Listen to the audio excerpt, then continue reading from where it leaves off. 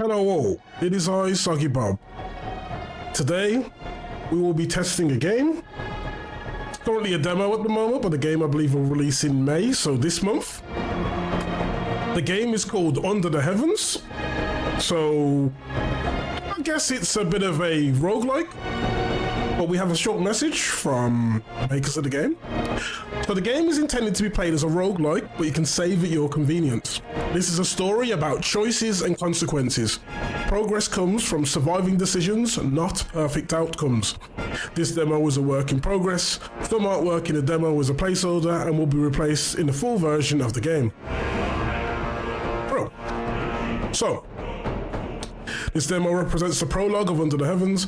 Many systems unlock through rank progression, doctrine, reputation, weapons, and more. The demo shows you the foundation. The full game expands your command. So, this game is based in the warring states of ancient China, essentially of the 7 warring states. Oh, can't click them, okay, but essentially this is inspired by, I believe, the Kingdom manga and the Kingdom anime and series, and of course the Kingdom movies, also available on Netflix. There is a Kickstarter. It can be added to Steam wishlist, and we're going to see what we can get from this. I'm a bit under the weather, so apologies if my voice breaks or doesn't sound, fluid all the way through. I'm no voice actor until I'm paid to, you know what I'm saying? But let's begin. So, the 7 states are at war. Borders don't exist anymore, not really. Just blood-soaked ground that changes hands every season. Few people know the name of the court they now belong to, and fewer care. River valleys, mountain passes, land men die for without ever knowing why. Armies cross the plains and the plains stop yielding grain. Rivers run slow with what washes down from the upstream camps. Every year, some new general's name spreads like wildfire. He'll end the war, they'll say. He'll unify the realm. Every year, the earth swallows him whole. So we have the 7 warring states of Qin, Yan, Shao, Qi, Wei, Han, and finally Chu. Oh, we can click this now. So we have Yan, the northern edge, isolated, desperate, still standing because they refuse to fall. Zhao, northern warriors bred on a steppe border. They've held the line for generations, they know the cost. Qi, rich coastal cities, eastern trade routes, they think gold can outlast steel, maybe they're right. Wei, disciplined, strategic, they fight with formations, not fury, holding the center through calculation.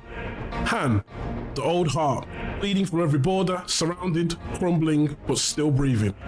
Chu, the southern giant, vast territory, fierce warriors, but no one agrees on who's in command. And Qin, western expansion, ruthless reforms, they're grinding forward but the war is long and nothing is certain. These are the 7 states. We've got some bits and bobs here as well. What's this? Okay. Information accrued, conduct and tendencies. Every decision you make earns you tendency points such as cunning, unity or pressure. These are not regular stat increases and do not directly provide bonuses, they shape your path. Your dominant tendencies influence the story, affect the assignments you receive in battle, and open different opportunities.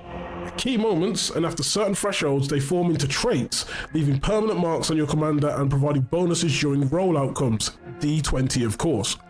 You can track your accrued conduct and tendencies in the Chronicle Scroll by clicking the red command field at the bottom left. Okay. Earn traits. At key moments of the campaign, as you face hardship, you develop traits that stay with you throughout your military career.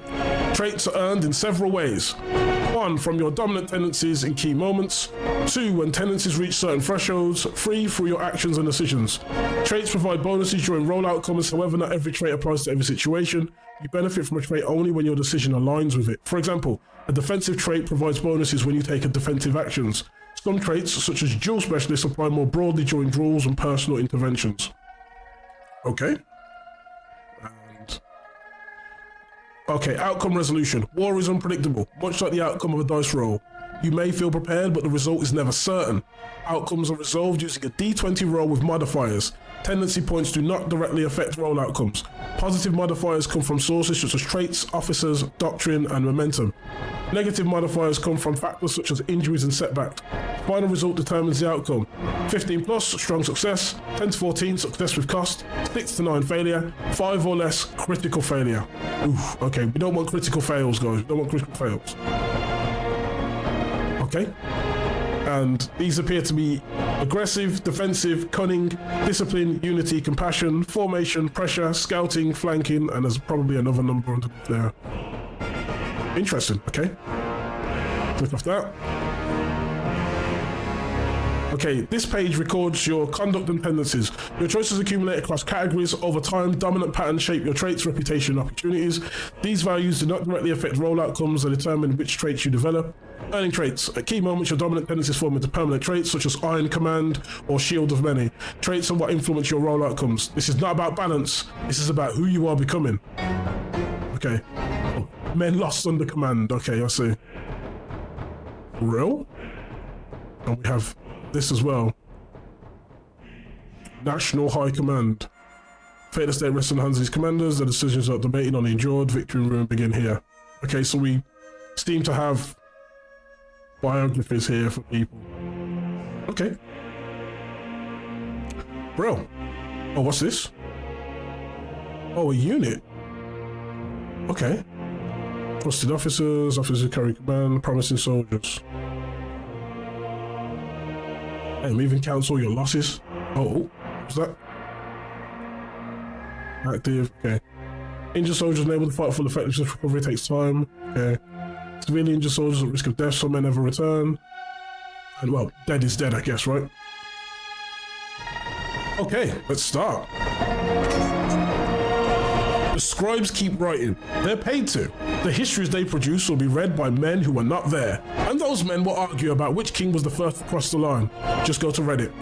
Every triumph here only shapes the next ruin. Survival is not something you are owed, it's something you take.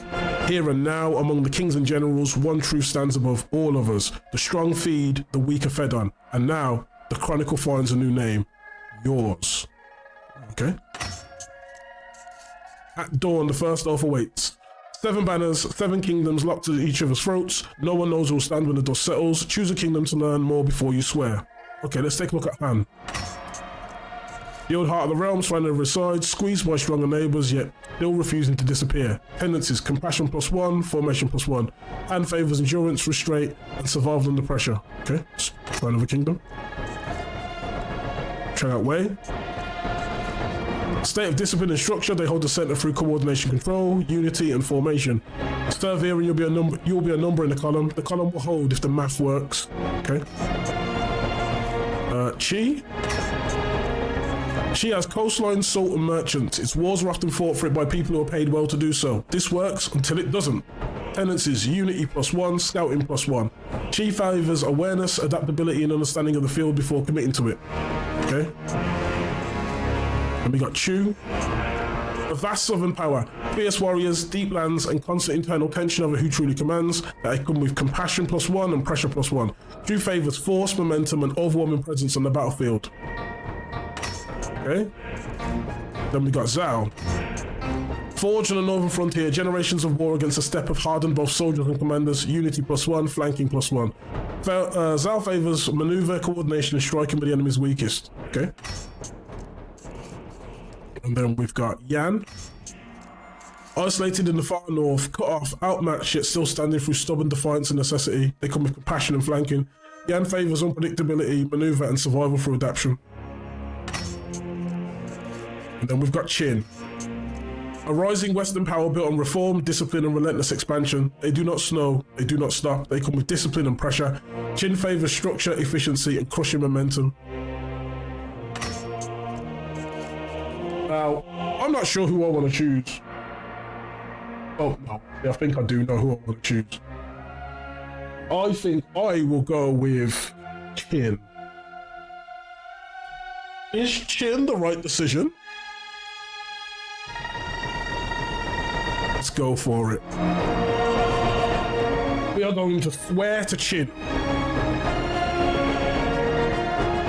If Qin's not the right way to say it, I'm sorry. But let's go. Discipline 1 and pressure 1. Does that show in my stats? Yes, it does. It even shows which one changes. That's nice. Press the map to open the map scroll and view the current borders of the warring states at any time. I'm assuming the borders haven't changed as we just started the game.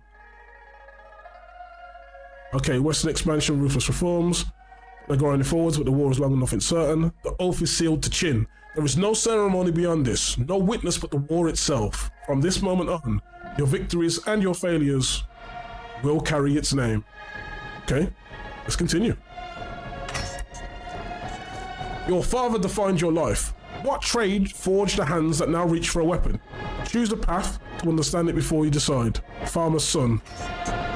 A life of repetition and endurance. The land teaches patience, but it never promises survival. Defensive and discipline. You learn to outlast what tries to break you. Let's check the other paths. Blacksmith's son. Heat, pressure, repetition. You learn everything that can be shaped and everything can break. It comes with aggressive and discipline. Force matters, precision matters more. Okay. Scribe's son. You grew up around records, numbers, and quiet decisions that define wars long before they begin. That comes with cunning and compassion. You see patterns, you see consequences. Okay. And we got Soldier's son. You're raised on stories of survival, discipline, fear, and duty were never abstractions. That comes with Defensive 1 and Unity 1. You hide the line, no matter the cost. Okay. Merchant's son. Trade teaches you what war confirms. Everything has value and everything has a cost. And it is cunning +1 and unity +1. You weigh people the way others weigh goods. Well, we're not a butcher. We don't weigh people like meat. And then we got War Orphan. You had no inheritance, no name to carry, only what you learned to survive. Tenets is defensive +1, compassion +1. You survive by noticing what others miss. Okay. So, we're gonna go with War Orphan. Target defensive and compassion. Let's just take a look at how this changes it. So we've got 1 defensive, 1 compassion, 1 discipline, 1 pressure. Okay. How that helps me, I have no idea. You are a war orphan, taken in by a minor house. You entered service at a young age. You learned to watch, to listen, to survive. When the house fell, no one protected you. You lived because you saw it coming. You understand now. By the time a house falls, the ones who lived through it have been watching the cracks for weeks. Your story begins in the traces left by an orphan, shaped by a quiet resilience and the ability to read the moods of others. There is no changing where you came from, only what you make of it now. So we're free, I guess, right? Steel defines fate. Most soldiers are handed a spear and told to hold the line. That is how armies survive. But before this, you held something else. It wasn't long enough to master it, just enough to know how it answers your hand. Every weapon serves the same purpose. Each leaves its mark in a different way. Choose a weapon to understand it before you decide. Sword? A sword costs more than most soldiers will ever see. When you get one in your hand, you feel that it's shorter than you expect and lighter. On the edge needs maintenance you can't afford to skip. It comes with cunning and flanking. It rewards the man who sees the opening first. Okay. Then we got the spear. Distance is survival. The spear rewards discipline, spacing, and the ability to control a fight before it reaches your body. It comes defensive +1 and formation. You hold the line before it breaks. Okay. Then we've got the bow. Patience, precision, and distance. The bow rewards calm judgment and discipline to strike only when the moment is right. That comes with cunning and scouting. The archer's problem is never aim, choosing who to shoot. That's nice. Then we've got the glaive. A pole with a blade on the end. In the hands of a man strong enough to swing it properly, the glaive goes through light armor and keeps cavalry at a respectful distance. It's tiring to carry on a long march. It comes with aggressive +1 and pressure +1. It's not a subtle weapon. It's not trying to be. Okay. And we got mace. Short, brutal, and devastating. Mace rewards force, brutality, and the instinct to end a fight before it can become complicated. Tenets is aggressive +1, compassion +1. A weapon for men who have stopped pretending war has anything to offer than what it is. Damn. So, stats wise, a point in aggressive would help us. I think. Oh, aggressive and pressure. Yeah, we'll go with this one then. You claim the glaive. Its weight rests in your hands, carrying the mark of heavy commitment and the will to break through hardened lines. From this moment on, your hands will learn its language, and it will learn yours. Stats. Okay, so we have 2 in pressure, Okay. I'm not sure exactly how pressure would work, but enter your name into the chronicle. We'll go with Long Dong. Your oath is sealed. The chronicle awaits. Long Dong. You are a war orphan taken in by a minor house you into its service at a young age. Okay, we saw that bit. Okay, we saw that bit start. So that's our initial bio.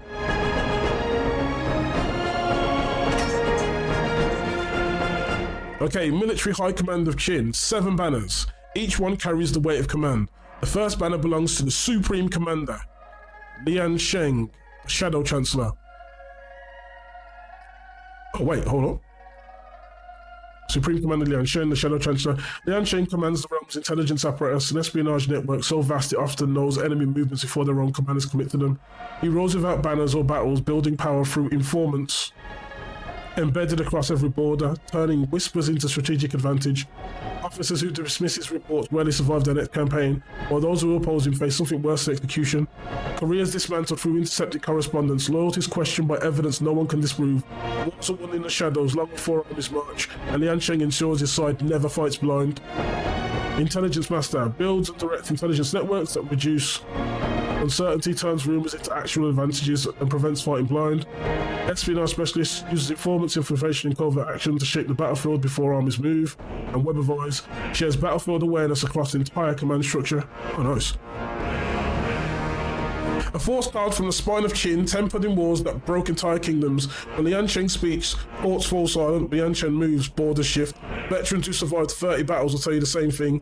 Supreme Commander doesn't fight wars. The Supreme Commander reshapes the world. Okay. Beside this colossus stand the great generals, figures whose shadows alone have broken sieges and emptied walls. Yi Jiang, the Fire Rock strategist. Yi Jiang.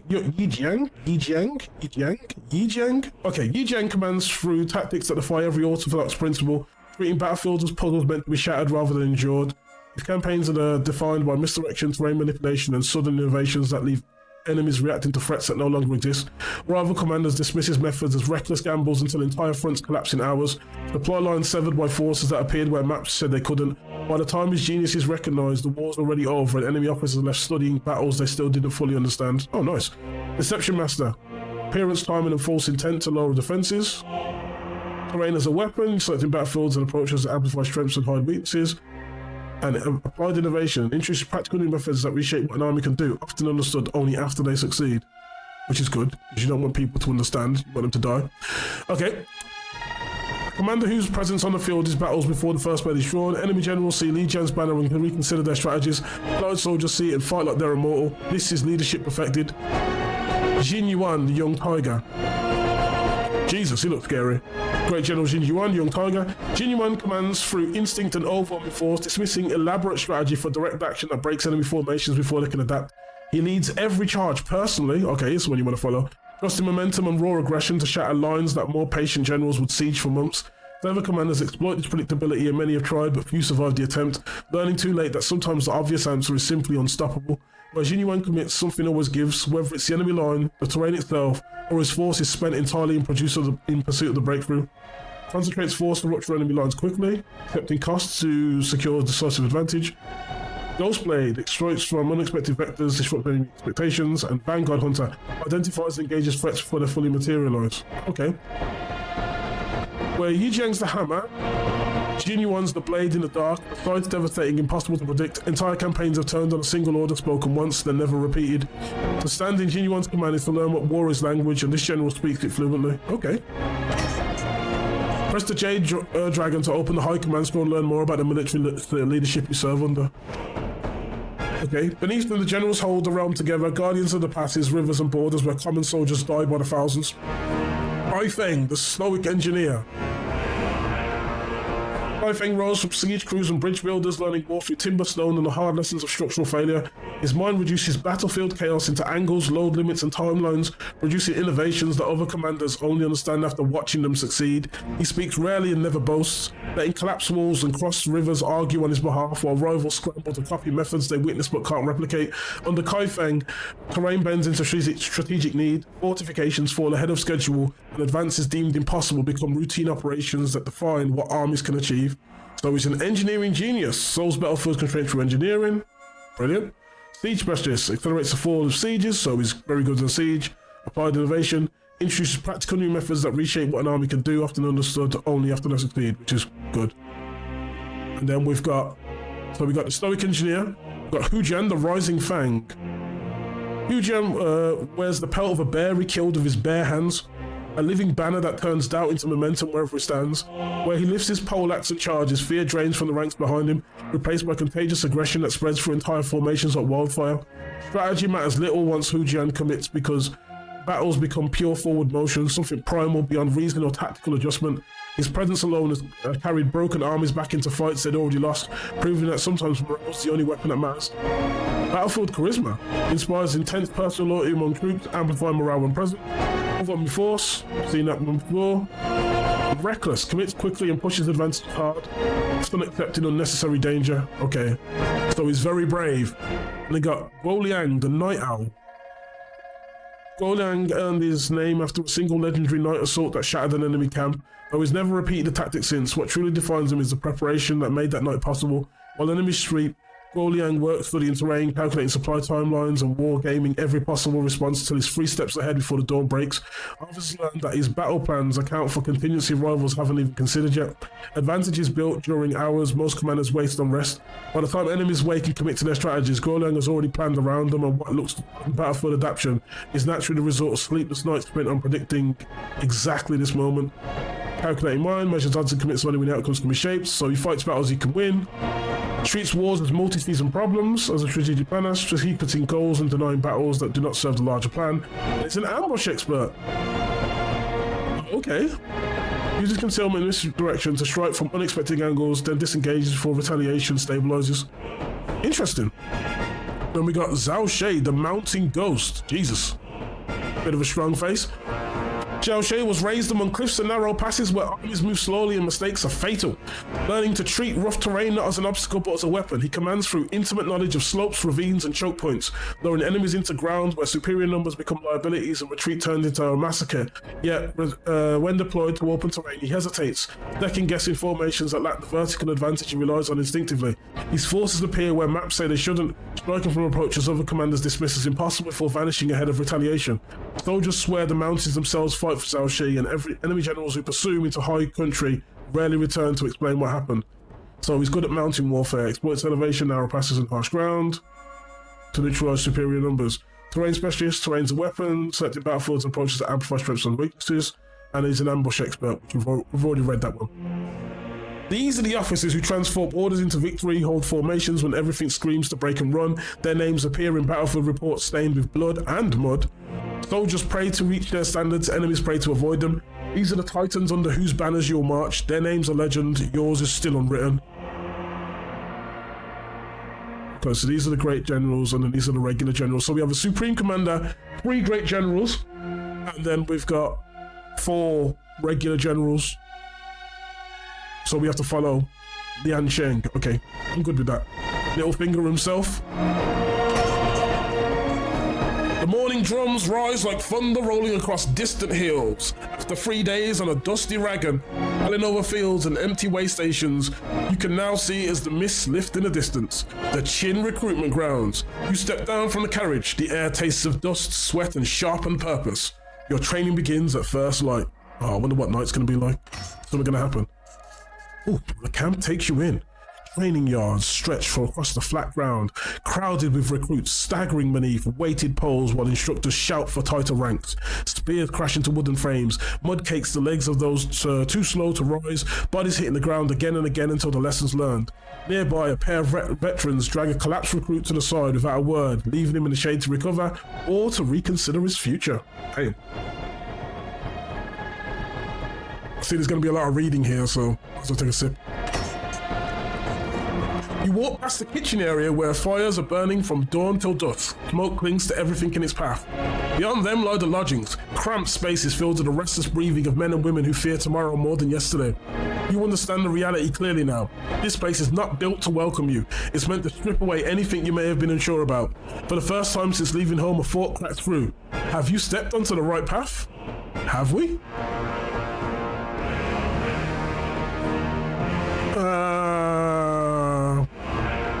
Maybe. Progress recorded. Day 1, arrival. The muster horns sound the sound before the sun's fully risen. A low, violent note that rolls through the dormitory and drags every man to his feet. Recruits stumble into the hallways, rushing to grab their gear and get ready. They run into the training yards, bumping into each other in tight spaces. One recruit almost gets trampled and finds himself quickly regaining his footing. The others don't even look back. They're already moving forward, following the sound of the horns in the crowd.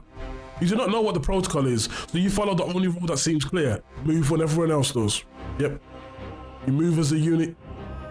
You fight as a unit.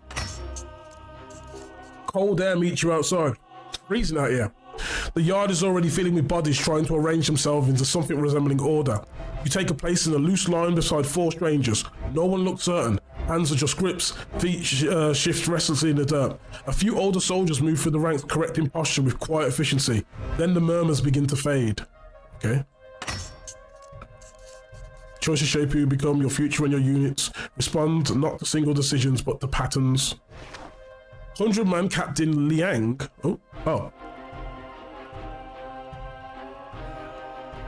Okay, so 100-man Captain Liang. So he commands 100 men, so I guess it's a centurion. Liang calculates before he acts. The 100-man captain who rose through logistics before anyone thought to give him soldiers. He doesn't waste movements or words. When Rangers hit the wall, he didn't panic. He counted recruits, measured odds, and made 30 green soldiers hold ground that veterans themselves would have abandoned. He has a calculating mind. He's an administrator. Transforms orders into outcomes through paperwork, supply, discipline, and reinforcement. Keeps the machine running when others focus on glory. Oh wait, I didn't read this one, bro. Measures odds and commits only when outcomes can be shaped, favouring decisions that convert risks to advantage, and pragmatism. Prioritizes workable outcomes over ideal plans, choosing what can be executed cleanly under pressure. Oh, okay. Okay, so 100-man Captain Liang stands at the edge of your yard. His face gives nothing away. He offers no greeting, no explanation. He simply calls out, "Lines of 5, forward march." Everyone starts moving as a group. You step forward with the others, but your line immediately begins to drift. The man to your left walks too wide. The one ahead shortens a stride. Someone in the rear nearly collides into you. Across the yard, the veterans move with clean precision. Their spacing exact, their rhythm unbroken. Your section lags behind. How do you move? Do we hold steady? Let them match your pace? Correct them? Force the line straight? Study the veterans and adapt. We'll go with the bottom one. We'll study the veterans and adapt. And it gives us cunning, unity, and something else. Okay, outcomes are resolved by a role influenced by your traits, officers, preparation, and more. Your odds improve as you rise from nobody to somebody. Instead of forcing your section, you watch the veterans across the yard. You mirror their stride, their posture, their pacing, and allow your line to recalibrate around you. The yard fills with the sound of marching feet as the instructor, Liang, steps into the formation, his silence weighing heavier than any shouted command. So what have we got? Oh, we've got points now in cunning, unity, scouting as well. Nice. Maybe because, okay, let's roll. Okay, show me potato salad. Oh, nat 20. Okay, bro. The march settles into clean cadence, spacing holds, shoulders align. 5 of you move as one line. Across the yard, even the veterans do not look sharper. Captain Liang walks past your section and barely nods at you before continuing on his way. Affirmative nod, nice. For the first time since stepping into this camp, you feel less like a recruit and more like a soldier in formation. Okay, guys, we're getting there. Okay, day 2, the grind. Yesterday's nod from the captain is still with you. You're trying not to think about whether you can do it twice. Before the sun clears the horizon, the yard's already alive. Training posts ring as recruits strike scarred wood with blunted weapons, the sound echoing from countless blows before them. Rows of weighted dummies stand rigid in the dirt. Recruits flood into position as instructors move through the lines, wooden rods ready to correct the lazy stance. Each strike must land clean. One mistake and you'll feel pain. I don't want to get hit. Press the red seal to open the Chronicle Song review or your actions are being recorded. Oh yeah, check that guy. The air shakes with impact. Spears thud. Swords slam. The ground vibrates beneath bodies still learning how to move as extensions of steel. Sweat drips into the dust. Arms fail. Grips slip. No one's allowed to stop. The drill demands endurance and will. Your turn comes. At first, the blunted weapon feels heavier than it probably should. How do you face the drill? Matches rhythm. Perfect control. Drive every strike. Maximum force. Watch the best, learn. Perfect control. Defensive discipline and formation, nice. You fall into the cadence of the strikes, each blow echoing the instructor's perfect rhythm. Control steadies your grip. The instructor passes by your position as you hold your stance, the shadows of his body crossing yours as he watches to see if your stance will continue in spite of fatigue. This is no longer about the first strike, it's about the 50th. It's time for us to roll, guys. Let's go. Come on, I'm probably not going to get 20 again. 17 is strong success. Something finally clicks. Your strikes fall into perfect rhythm. Thud, thud, thud. The post shudders on every hit. Your form settles into control, clean and precise. The instructor slows behind you, watching closely, measuring every strike before giving a slight nod. Small but deliberate recognition you're learning. Oh, did we learn anything? We got defensive, discipline, and formation. Okay. A tutorial that matters. Early in the morning, you don't wake to the horn, you wake to violence. The barracks door slams open, lantern lights cutting through the dark. Inspection, 2 minutes. No one fully understands the command, but everybody moves. Hands fumble, blankets twist. Sleep hasn't left your body yet, but time already has. Across from you, a recruit's failing. His blanket won't fold right. He keeps restarting, making it worse each time. The instructor's moving down the row. You only have seconds. What do? Lock in your own space, make it perfect. Fix his mistake before it's seen. Snap at him, force him to get it right. Let it happen. Watch what breaks. Lock in my own space, bro. This is about defensive and discipline. You shut everything else out. Blanket straps, the instructor's shadow moving closer. You focus on your own space, making it perfect. Edges aligned, straps tight. When the instructor looks, there's nothing to correct. When the instructor reaches your row, he stops, his eyes look your way, then he moves on. Not everyone is as fortunate. The inspection passes like a storm. No one speaks after the horror of the inspection, they just prepare for the rest of the day quietly. So, was that good? More defensive, more discipline? Am I gonna be a tank? Day 3. Breaking point. Okay. Yesterday's performance has left its mark. You now have the instructor's attention. The other recruits notice. Was it skill or luck? The horns sound long before dawn. Every recruit in your barracks is already awake. No one slept properly after the inspection. Packs are thrown onto shoulders so quickly that the straps bite before you can adjust them. It's way too heavy for bodies that have not yet been tested. None of the instructors offer any mercy. Form ranks. Move. The march begins without ceremony. Oh, okay. You cross uneven ground slick with morning frost. Mud clings to your boots. Loose stones twist ankles. The lines stretch out in front of you, snaking like an injured snake over the rolling hills. With each step, the weight of the pack gets heavier. It seems like the earth itself is trying to drag you under. Instructors stand along the column. Anybody that stumbles will be shoved back up into standing position. Anyone who falls risks being trampled. I don't want to get trampled. Already, some of the recruits ahead are gasping for air, their spirits breaking faster than their muscles. Time blurs together as hours turn into an endless grind. Your throat burns, your legs shake, and your sweat chills your spine. The pack on your shoulders is eating away at you. You have no idea what your final destination might look like. All you see is the seemingly endless road and one harsh reality. The army does not slow down for the weak. How do you endure? Pace yourself, save your strength. Help the struggling recruit, share the burden. Push to the front, dominate. Read the terrain, take the better pass. Push to the front, dominate. Aggressive discipline and pressure. Oh, pressure would help actually, that's from my weapon, isn't it? Okay, so we're a bit more aggressive, we're a bit more disciplined, and we seem good at pressure, whatever that is. As you burst forward, pain fuels your advance. You ask for more out of your body than it can possibly provide. As you pass by other recruits, some look at you with a mix of awe and fear, wondering if they should respect or fear you. The march continues on and the instructors wander around the perimeter of the marchers in silence. Every step, every uneven breath, every time someone stumbles is being watched by the instructors to determine who will be able to endure the physical burden and who has already given up on it. Okay, we're gonna roll. Come on, be kind to me. And fall! Critical failure. Oh no. Your right foot slides out over an area that was covered with mud, and your backpack pulls you down before you're able to regain your footing. The force of your backpack hitting the ground takes your breath away.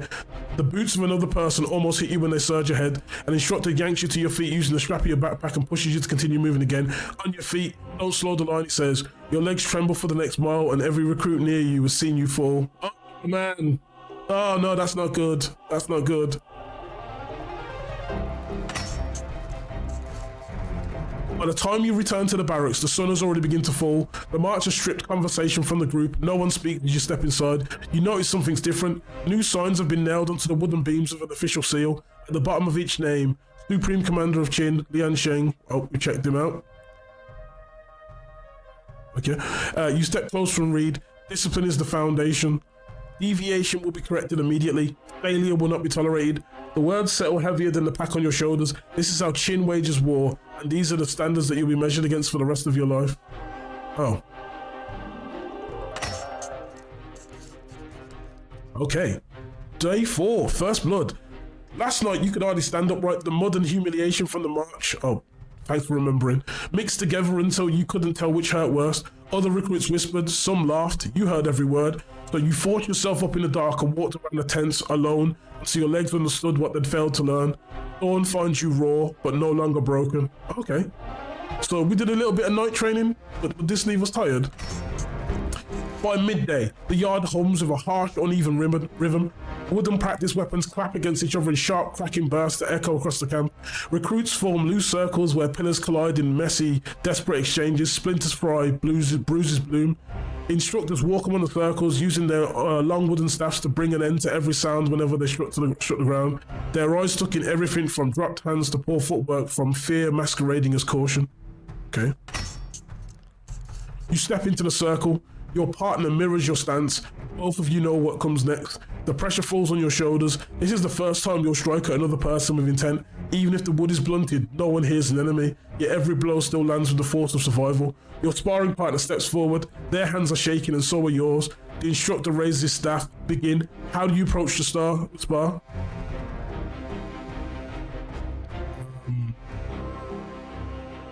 We want to be aggressive, don't we? Really? Because we've got the humiliation of us falling over with the bag. That's important. Press hard, force them back.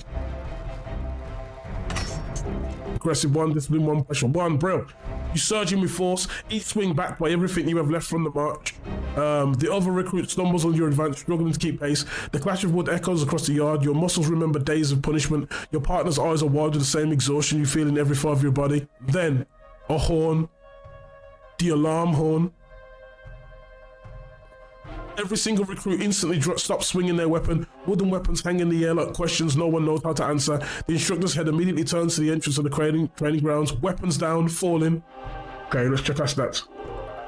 Okay, so we seem to be equally good at aggression and defense. We have discipline, we have pressure. Everything else is at a 1, whether that helps or not. Chaos erupts in the training yard. Some recruits immediately drop their arms and run towards the formation line. Others stand paralyzed, waiting for orders that aren't coming fast enough. Your instructor doesn't wait for confusion to settle. Order raid, he yells. Enemies have breached our perimeter fence. All capable recruits to the south wall. Move. At first, the recruits can't understand what he means by border raid. A border raid, right now, during training. It takes a few moments for eventually it clicks into place. This isn't a drill. Oh. Around you, recruits are stumbling over their own feet.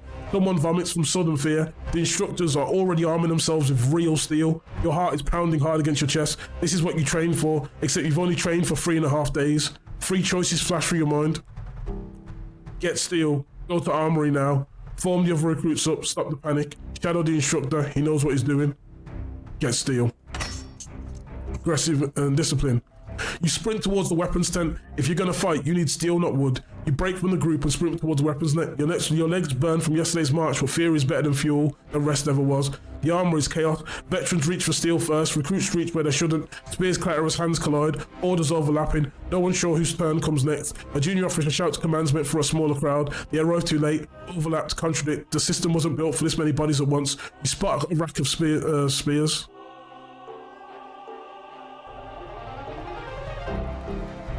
Grab steel, move. This is about survival. Discipline. You feel the spear in your hands. It has real weight, a very sharp edge. The wood of the practice weapons felt like toys compared to this. Your hands remember the drills, barely. 3.5 days of muscle memory fighting back against the rush of adrenaline and fear. The south wall rises ahead. Veterans are already moving. You're just trying not to trip over your own feet. Oh God. How are we looking for stats? Okay.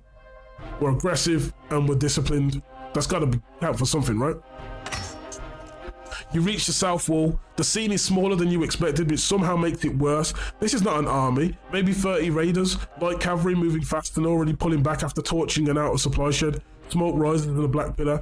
The camp's veteran garrison is already responding, shields up, archers knocking arrows. The raiders wheel their horses, testing for weakness, looking for an opening that isn't there. This isn't a full assault, it's a raid, a probe, a message. They're measuring you.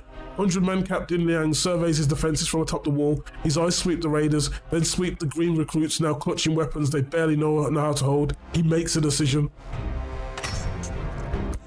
Recruits, hold this wall, he says. Veterans, with me. We're running them down before they report back. Wait, he's leaving you here? 30 recruits, maybe 10 who've held a weapon for more than 4 days. Against the possibility that the raiders aren't retreating. This is bait.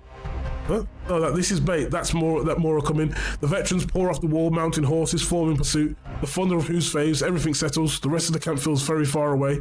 You're holding the wall now. Oh no. We gotta hold the wall, bro. One of the recruits beside you whispers, did they really leave us here? Another, if more come. The sun beats down, smoke is rising into the air, the wall is yours, and no one's coming to save you if it goes wrong. We hold, that's the order. We watch for each other, no one dies alone. Stay sharp, this might not be over. We hold, that's the order, simple. We hold, that's the order. You respond with a tone that's factual, neutral, and doesn't give anyone reason to question your orders. The recruit next to you takes a moment to swallow hard, then nods in response. He tightens his grip on his spear. The line settles, present and holding. Hold up. Here we are. Oh, it just says ruthless. Okay, fine. And how are we looking for stats? More discipline. Okay, good. 2 hours. 2 hours of staring at an empty field while your hands sweat on a spear you prayed you wouldn't have to use. 2 hours of every shadow looking like a rider. 2 hours of recruits asking if the veterans are coming back. They do come back, all of them, with blood, but alive. The raiders are gone, scattered or dead. Captain Liang rides past the wall, sees 30 recruits still standing where he left them. He nods ever slightly, but you feel it. Oh, nice. That night, no one talks about the spar. They talk about the wall, about the alarm, about the way their hands shook when they thought they might actually have to kill someone. After dinner, Captain Liang comes over and gives you a whetstone. You need to sharpen your practice blade, he says. Then quietly, you did not crack under pressure today like most do when on the day the horns blow. He walked away before you can respond. A whetstone hits heavy in your hand. The spar was tough, the wall was tougher. However, you're still here, and being here is something to take pride in. Tomorrow, training continues. Guys, affirmative nods. Did I make up for the whole, you know what? I think we've already made up for the whole falling down incident. Reading ground. Every muscle protests from yesterday's brutal spar, but you gave as good as you got. You can take it. The question is, can you take it again? The instructors take the recruits further from the front gate of the main yard, through rows of tents and the fires burning early in the day, onto mixed ground that has been worn down by years of marching soldiers. Trees are scattered about the land at random intervals. Tall blades of grass wave back and forth with each gust of wind as you follow dirt pathways that twist sharply into unexpected low points and hills. This drill unfolds across uneven ground where soldiers strip, vanish, or get cut down when they fail to read the land beneath them. The recruits fan out in all directions in a large semicircle. The smell of wet dirt and crushed pine needles fills the air. Somewhere ahead of you, crows erupt into flight. Their calls echo through the air like warning signals. Instructors bark orders, move, observe. Nothing here is what it seems. The drill begins. A recruit stumbles into a shallow hole masked by grass. Another slips on loose gravel. Further ahead, a pair weave between trees and vanish briefly over a hidden ridge. The ground is a trap for the careless. Your own lane stretches into shadows and sunlight. A shifting pattern of hazards waiting to catch you off guard. How do you navigate the terrain? Read the ground, anticipate danger. Move fast, trust your reflexes. Guide the others, call out hazards. We'll call out the hazards. Offensive compassion and formation. You call out dangers as you see them, steadying one recruit as they nearly twist an ankle. The line holds because someone chooses to pay attention for everyone. The instructors watch from higher ground, arms folded, their gaze sweeping across the shifting field. Every stumble is marked, every clean adjustment is noted. The land shows how careless you are, much quicker than the enemy. Okay, let's roll. Please no critical fail, please no critical. 8. Failure. You misjudge a patch of loose earth and stumble hard, barely catching yourself before you fall. The hesitation costs you a beat. An instructor marks it with a glance. Continue forward, but the terrain has already exposed your lapse. More defensive, more compassion, more formation. Okay. I tried. The eye.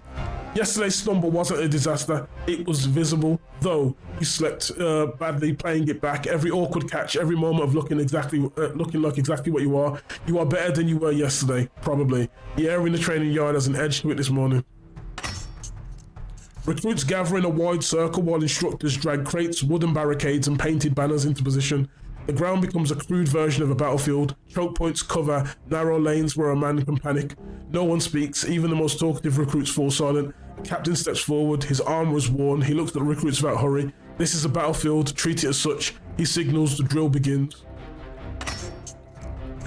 Instructors strike shields to mimic enemy charges. Painted arrows whistle from hidden archers. Okay, recruits scatter, collide, shout warnings or freeze where they stand. The officers watch from the edge, arms folded, no one's issuing orders. The entire test is about who you are when orders vanish and only indistinct remains. Ahead of you, a recruit trips in a barricade. To your left, another man's running without knowing where to. Behind you, painted arrows are hitting dirt. A gap opens in the line. What rises in you in this moment? Okay. A recruit trips near a barricade. To your left, another man's running without knowing where to go. Behind you, painted arrows are hitting dirt. A gap opens line. What rises in this moment? Take the gap, form a hold, charge, disrupt them before they press. Slip through, assess first. Take the gap, form a hold. Oh, defensive unity formation. You move into the gap and plant yourself in it. A couple of other recruits gather behind you once to see you holding there. The captain's hand raises and the battlefield illusion dissolves into silence. The dust has not yet settled when the officers begin their inspection, walking between recruits as if counting survivors after a real clash. Their attention stops on you. Whoa, what did I do? Roll. Oh! Failure. You see the opening, but you hesitate a breath too long. By the time you move, the moment has already shifted. A recruit beside you absorbs the pressure you should have taken. An instructor notes it with a curt shake of his head. You acted, just not fast enough. Okay. Night in the camp. Low noise of people settling in, boots stacked near tents, armor straps loosened. Someone hums a tune you don't know, then stops halfway through. Nearby, 2 recruits sit on overturned crates, rubbing salve into bruised shoulders. I heard the real unit drills don't start for another month, one of them says. The other snorts. Good, gives me time to stop shaking every time someone yells, or pause. Think they'll move us to the eastern yard after this? Probably, that's where they keep the ones who don't wash out. Okay, so there's a place for winners and a place for losers. The conversation drifts. Some of the recruits are complaining about sleep. Others talk about how long it will take before the body stops hurting all the time. Never. The fires burn low. The camp falls into quiet that suggests routine, repetition, and week for the flame waiting ahead. For the first time since arriving, it feels like this might actually become normal. Okay. Day 7. Necessity. Your body moves clearly yesterday, but late, a fraction behind where it needed to be. You can feel where the hesitation sat. You worked through the night trying to move without thinking it through first. Your muscles are sore in places that haven't been sore before. It's morning. You don't know if it was enough. The shouting begins before the sun rises. The sounds are sharp, carrying a fear that has no place in training. Recruits spill from tents. Some run, some freeze. Officers push past in half-secured armor, carrying scrolls, banners, and weapons meant for real war, not practice. There's something very wrong. Oh Lord. A formation captain climbs onto a supply crate. His armor is dented, mud on it. He unrolls a parchment. The yard goes quiet. He reads the first name. A recruit steps forward, stiff with fear. He reads another. He doesn't stop. Recruits look at each other. Someone near you mutters, "Are they culling us?" Another whispers, "7 days, we must have failed." The names continue. Too many. Then yours came. Okay. Your stomach drops. Did you falter? Were your efforts not enough? You step forward into the quiet. A few recruits look away, afraid of being called next. The captain's expression gives you nothing. When the last name is spoken, he lowers the scroll. The border brigade has been shattered. A ripple passes through the yard like a shockwave. The enemy crossed the border 2 nights ago. They struck fast, aiming for the grain basin behind the waterway. A brigade broke. Many officers fell. Too many. He scans your faces. Uh-oh. The Supreme Commander Lian Sheng has ordered General Kai Feng to hold... Kai Feng, what's he good at again? Engineering Junior, Siege Specialist, Applied Innovation. Okay. He has ordered Kai Feng to hold the Hutuo River. A new force must form immediately from the troops around the region. We do not have time for more training. He steps down, boots thudding against the crate as if sealing your fate.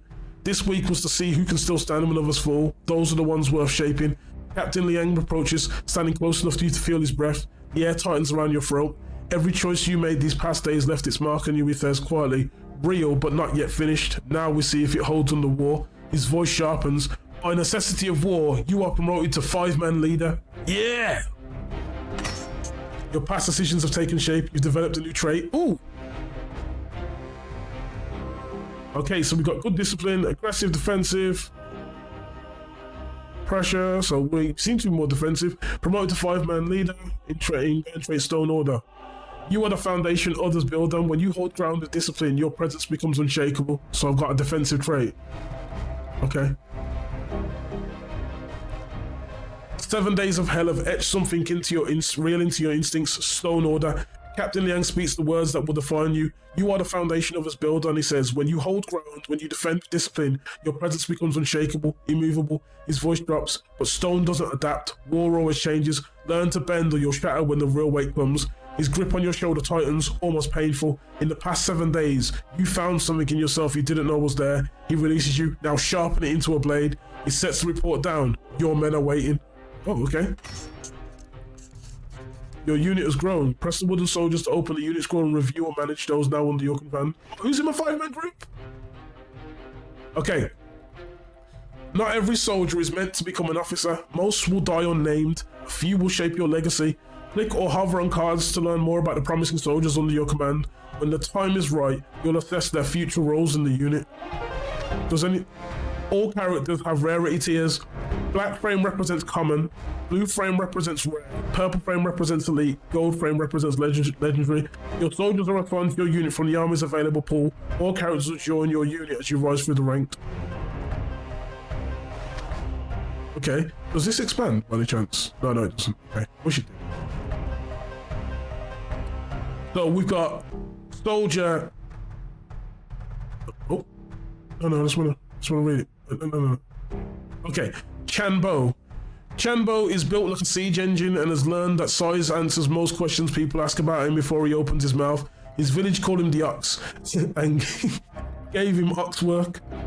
Hauling, lifting, breaking. The army gave him a sledgehammer and finally looked satisfied. During training, he broke practice weapons, shattered shields, and left sparring partners bruised or unconscious, all while trying to be gentle. He joined hoping his size might mean something beyond destruction, but the army seems to want exactly what his village wanted, and he's beginning to suspect this this is all he'll ever be. Stormbreaker. Applies relentless pressure until resistance collapses under sustained assault. Turns allied losses into focused counter-aggression, destabilizes the enemy. Concentrates force to rupture enemy lines. I've read that one as well. And we have Ma Chao. He actually has a famous name. Oh, wait, what? Wait. No. What does that mean? Oh, infantry. Cavalry. Ma Chao comes from a minor noble family that lost its status generations ago. He carries himself with pride that no longer matches his circumstances. Convinced that battle achievements will restore his bloodline lost, he rides like someone born to it, handles horses with natural confidence and volunteers for every dangerous assignment as though proving something to ghosts. His ambition burns visible in everything he does. It'll either forge him into something exceptional or consume him trying. He's a watchful shepherd, anticipates danger and directs allies away from high-risk exposure, concentrates force to rupture enemy lines, quickly accepting costs to secure decisive advantage, and unyielding. We've seen that one. Maintains cohesion.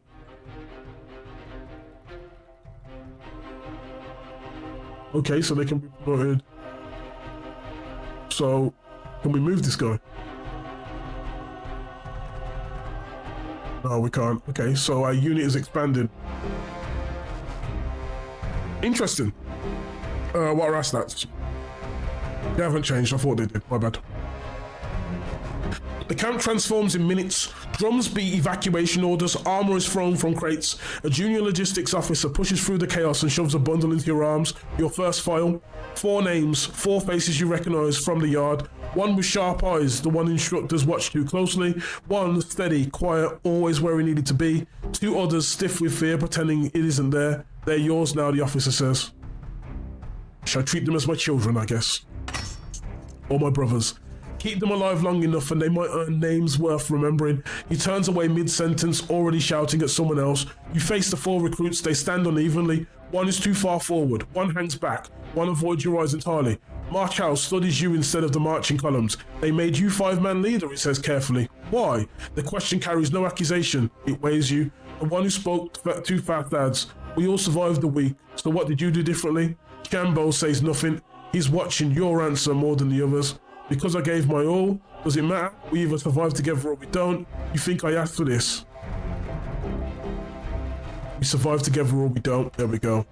Unity incoming. Okay. Unity's gone up. Oh, Cunning and Unity have gone up. Nice. No, you shift the file bundle in your hands. They chose me. That doesn't change what we are. 5 bodies in 1 line. Marshal exhales slowly. Then don't waste us. Your file fall into stepping behind you. The column is already forming beyond the tents, lines of soldiers tightening into something that resembles an army rather than a camp. You merge with the other marching ranks.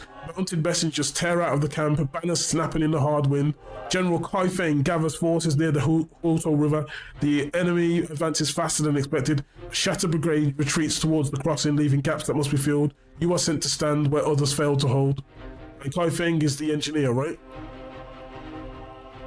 Hopefully he fashioned something for us. Okay, the world overview. The continent enters another uneasy season. The banners of the 7 states rise and fall in quiet tension, each kingdom watching the next with narrowed eyes. No pun intended. Rumours spread across the northern plains that Silence from Qin is preparing for another action. Their armies have withdrawn from border skirmishes and their forges burn hotter than before. Some believe Qin is gathering strength for a sudden campaign against Zhao. Others whisper that Qin seeks a deeper target and hides its intentions behind disciplined stillness. So we're here, and we'd be moving into Zhao if that was the case. To the south, the great state of Chu struggles under the weight of internal fractures. A new Supreme Commander has taken the helm, reshaping their high command. Old alliances tremble beneath disappointment. Vassal lords question where Chu's loyalties now lie, and neighbouring states prepare for the shock of its next move. So, Chu's looking a bit, meh. There's been no changes, right? No.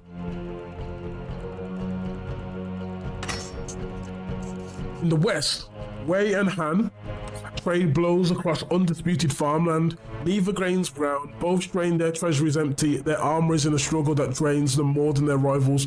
Along the northern coast, Yan gathers forces in secret. Spies report increased troop movements and unfamiliar banners rising in their camps. No one knows their aim. Will Yan betray its fragile alliance with Qi, or will it strike at Zhao to exploit its weakness while Qin waits in the dark? Some believe Yan watches the growing tension, waiting for the first misstep before deciding whom to support and whom to bleed. Okay. All across the land, border forts brace for storms of steel. Every commander reads the shifting winds with suspicion. The balance of the 7 states rests on rumours carried by frightened messengers and spies who vanish before their reports are confirmed. This is the continent you march upon, a land where decisions made in distant court can swallow entire armies. The first stand. I like this artwork though, it's nice. The march to the river. The march to the Hutuo River is nothing like drills or training. It feels heavier, darker. Cold wind cuts through the ranks and seeps into every 5-man unit struggling to keep pace. Your recruits walk behind you, whispering questions among themselves. Ahead, veterans stare forward with sunken eyes, already bracing for what waits. Then you see him. Who? General Kai Feng, the man ordered to hold the river with an army assembled in 4 frantic days. He rides slowly along the column, studying faces drawn from every corner of the kingdom. Villages, border forts, unfinished training camps. Faces too young or too raw to stand like this. Faces that tremble when they believe no one's watching. His jaw tightens at the sight. Oh, he's like, I gotta have these dudes to defend the river. 30,000 soldiers. Too few hardened ones, too many recruits. Against a host led by General Jin Huaran, famous for striking hard and fast until armies buckle under the weight of his momentum. So this is who we're up against. Okay, Jin Huan commands with a calculated brutality, dismantling armies through layered assaults timed with surgical precision. He orchestrates cavalry disruption, infantry pressure, and reserve commitments in devastating waves designed to end battles before sunset. His leadership is methodical and ruthless, understanding the psychological dimension of warfare through horn signals and banner displays that break enemy morale. When his commanders fall, his fury becomes visible across the entire battlefield, revealing a mind that expects dominance, not resistance. He represents strategic competence, willing to commit everything to secure victory. Calculated aggression, fundamental with strategic foresight. Calculated mind, measures odds and commits only when outcomes can be shaped. And breaker of wills, relentless assault until the enemy breaks first. Okay, so it's an attacker versus a defender, I guess. General Kai Feng halts near the riverbank, watching engineers dig trenches and plant stakes in soil still soft from yesterday's rain. The line looks fragile, a thin shell braced against a hammer already in motion. Officers exchange glances that tell the story they can't say out loud. He's on demand, he is ready, and he has no choice but to stand. Okay? Yeah, whispers within the command tent carry another truth.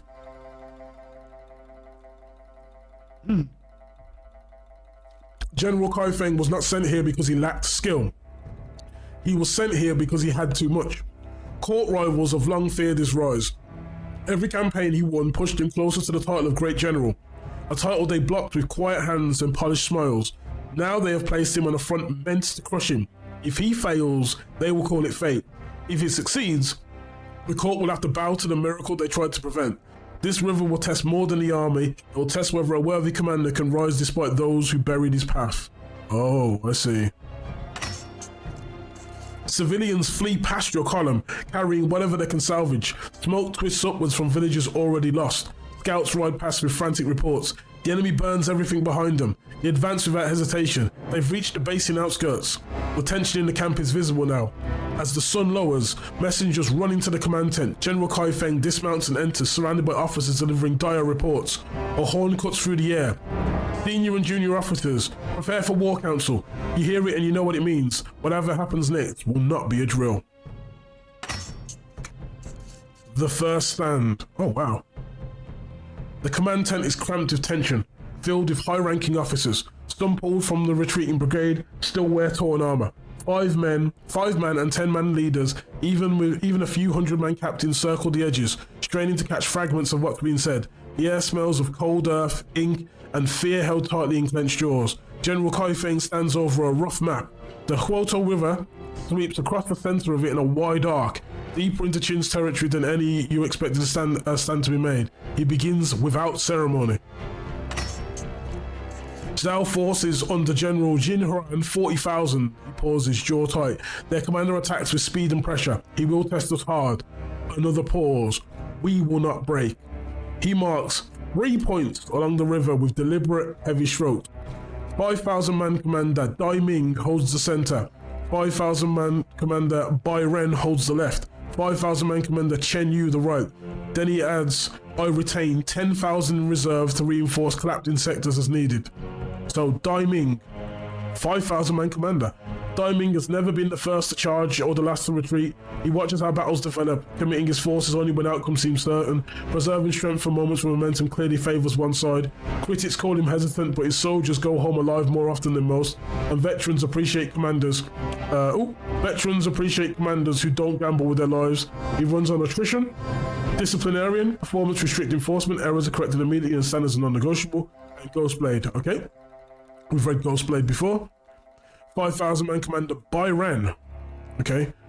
Bai Ren spent years hauling supply carts more before anyone gave him orders to command. He still thinks like a quartermaster, worrying about rations and march distances before tactics.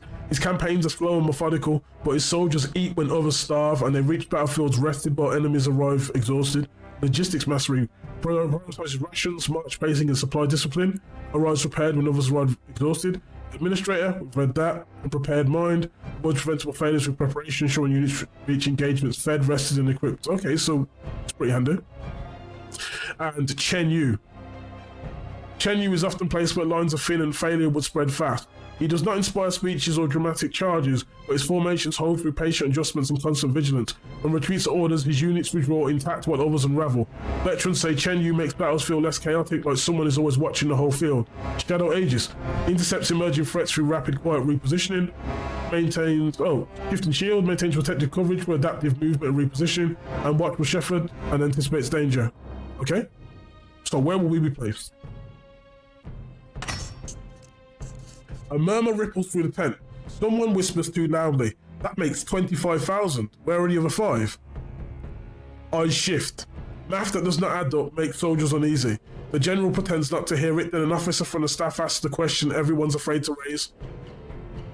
General, what of 5,000 man commander Liu Sheng and his men? General's gaze lowers for the first time. They have another assignment, so Liu Sheng.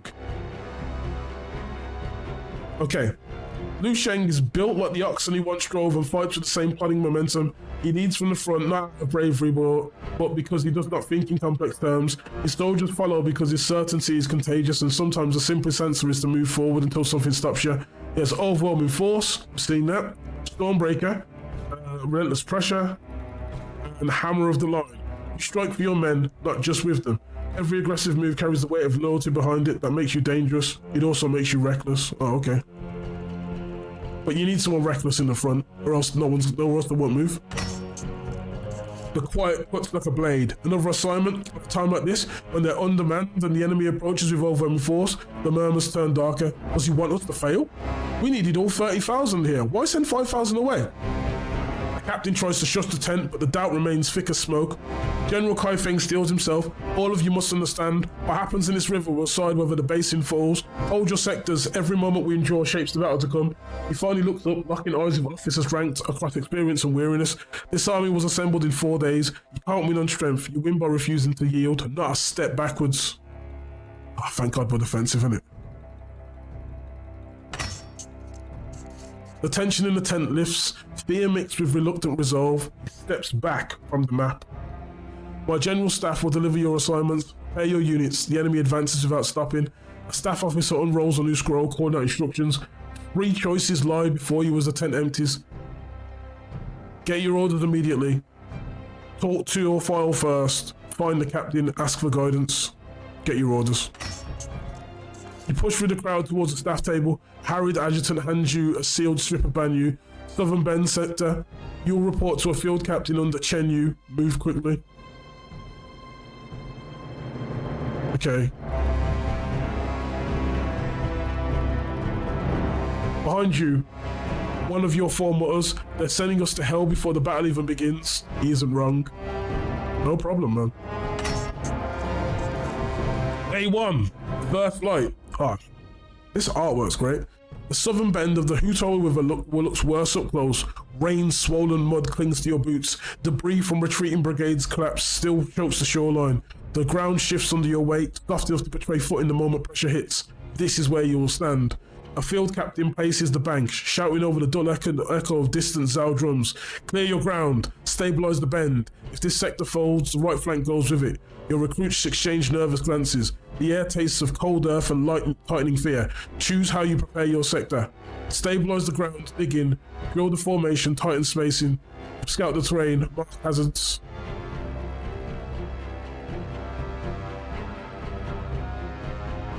Stabilize. Aggressive discipline and formation. Okay, our discipline's just going up and up. You dig channels, drive stakes deep and carve out firmer footing. It's slow, brutal work, forcing the ground to obey the sheer effort and will. The work's finished, sweat cuts through the cold. Your hands are raw, you're breathing heavy. Around you, other units complete their own preparations. Some dig frantically, others stand rigid in formation, repeating drills until muscle remembers what fear forgets. Your field captain returns, surveying the bend with narrowed eyes. He says nothing, but his nod is enough. Your sector will hold, or it will not. Either way, you've done what you could.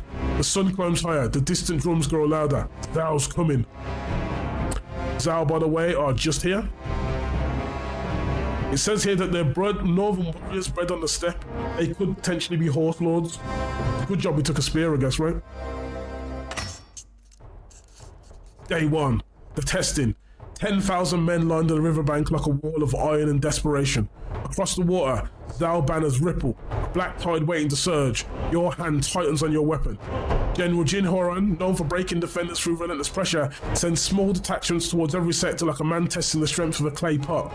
These are measured thrusts meant to read the ground, the footing, the nerves of the hastily built defence. Your own commander reacts in kind. Signal flags raised along the riverbank. Officers pass hurried orders to tighten lines, correct spacing and mark unstable soil. The enemy's ready to test you too. Okay. The first warning comes from the left sector. Shadows shift across the far bank and a disciplined probing unit advances. Shields raised, steps ready, their posture says everything. We're not here to kill you yet, we're here to learn. Arrows hiss. Spin, space shots meant to study reactions. The field captain shouts, hold positions, do not overreach. Your men stiffen. The lead skirmisher hesitates as his boot catches on one of the uneven footing patches you carved out earlier, slowing the approach by a heartbeat. How do you respond? Anchor, let them come. Shift to stable ground. Advance 3 steps, meet them on your terms. We'll anchor, let them come. Offensive discipline and formation. You anchor your line. Shields tight, waiting for them to come. Your men move with you, following your lead. Across the water, the probe closes, measured and patient, as if it already knows where to strike. The first clash comes fast, and your decision becomes a verdict. Now we roll. 17! 2 preparation, 1 trait. Oh my god, we got a nat 20. Well, not fully nat 20, but 8 skirmishers advance. You read the rhythm instantly. Your men tighten their spaces. Marchal steps forward with perfect timing, twisting aside the lead strike and driving the attacker back. You kill one enemy cleanly and injure another. A horn sounds and the probe breaks off early. They expected weakness. They found backbone. Oh, our first impact's going pretty well. Day 1, the hammer. Across the river, the Zhao's formations begin to shift. General Jin Huan, after reading the morning probes, makes his move. Reports flow through his ranks. Instability in the center, hesitation on the left, but the greatest fracture rises on the right flank. He wastes no time. A broad banner rises over his left wing. 5,000 troops detach in perfect discipline, wheeling towards your army's right. Dust clouds behind them like a brewing storm. Your own commander reacts instantly. General Kai Feng sends warning signals from the ridge. Scouts race across the line, led by Fang Ji. 2,000 reserves scramble to reinforce the right flank, but their footing is uneven and their formation not yet settled. The enemy arrives faster. A thunderous roar erupts from the sector north of you. 5,000 Zhao infantry crash into the weakened line. Shields don't just buckle, they shatter. Men are thrown backwards, bones snapping, throats torn by the sheer pressure of bodies compressing. The formation bends further, then splits with a sound like tearing fabric. Blood sprays into the air in crimson mist. Oof, that's not nice. Right flank is folding. Wounded soldiers erupt towards your position. Some have lost their weapons. Some are dragging men who aren't going to make it. The mud churns into soup. Officers shouting over each other, their voices crackling. Hoarse from hours of battle. Our orders don't match up. The line isn't retreating in one direction, it's coming apart in several. The enemy spearhead is driving straight through the gap. Unstoppable, hungry, aimed directly at your throat. This is where you die, unless... Your recruits grip their weapons, but breathe sharp and uneven. Marchal moves to your side. Marchal holds steady, eyes locked on with the collapsing flank. Marchal mutters quietly, we hold here or the river flows. Spillover slams towards your bend. How do you respond?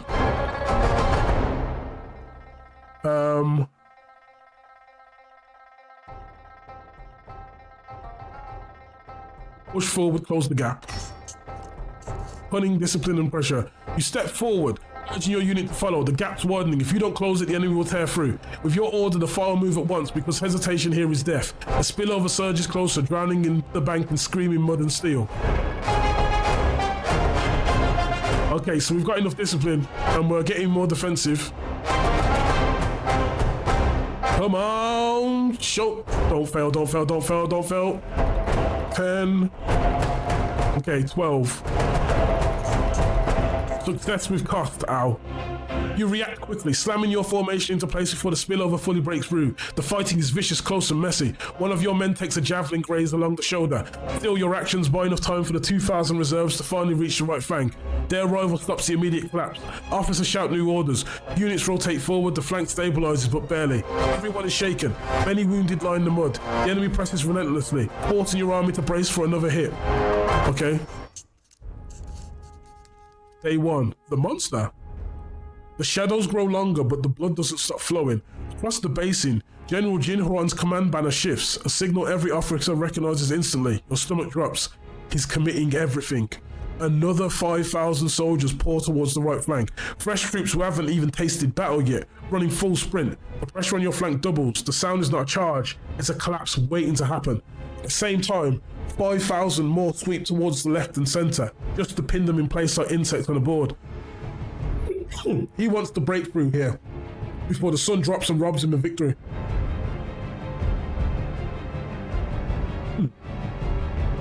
This is getting dangerous, but I'm liking it. The general sees it too. General Kai Feng rides down from the ridge, full gallop, armor caked with mud. He's shouting orders from the front. He rides between collapsing units and shoves officers back into position. The men see him still up and hold their ground a few minutes longer, but even that isn't enough. Your sector's been fighting for hours. Your men's movements are sluggish, armor weighs like stone. Sweat stings your eyes until everything burns. Your weapon arm shakes with fatigue so deep it feels like you're drowning on dry land. You desperately wait for the sun to drop. The enemy arrives before it does. A shout goes up across the battlefield. Commander down! Commander down! Your turn. 1,000-man commander, Bang Ji. Okay.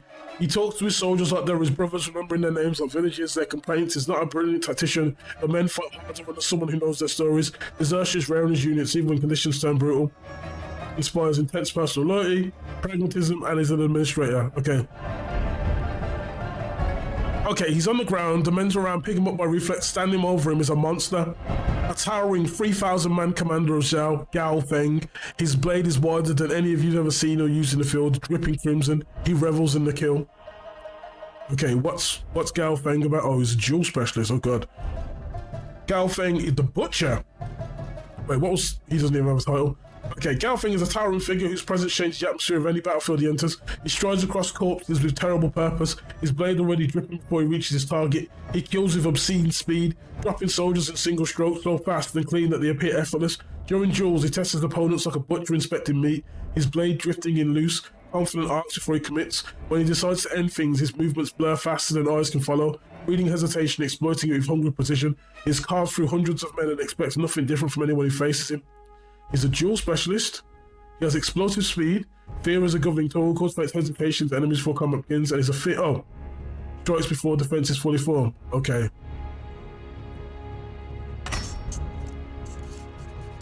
He cuts through the retreating soldiers without slowing. Every swing has a destination, and something is always in the way. Your sector is next if no one stops him. If he breaks through here, everyone dies. You turn to march out. Hold this line, you say. He freezes, not from fear but from understanding. Long Dong, can't.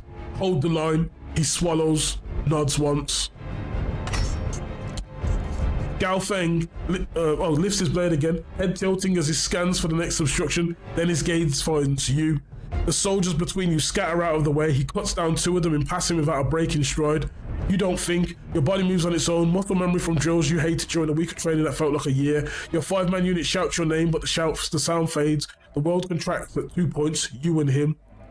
He bares his teeth in something like a smile, lifts his blade and charges with terrifying speed. The duel begins.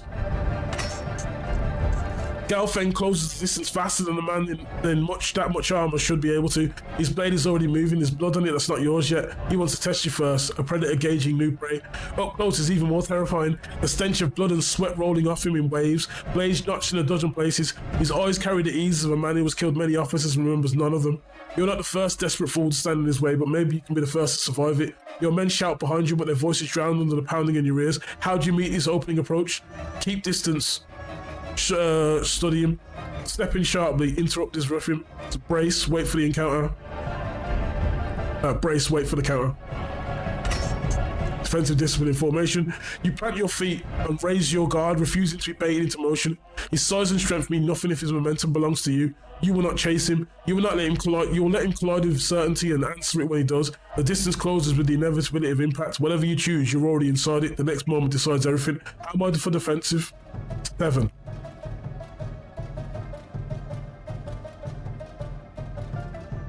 Okay, my presence becomes unshakable.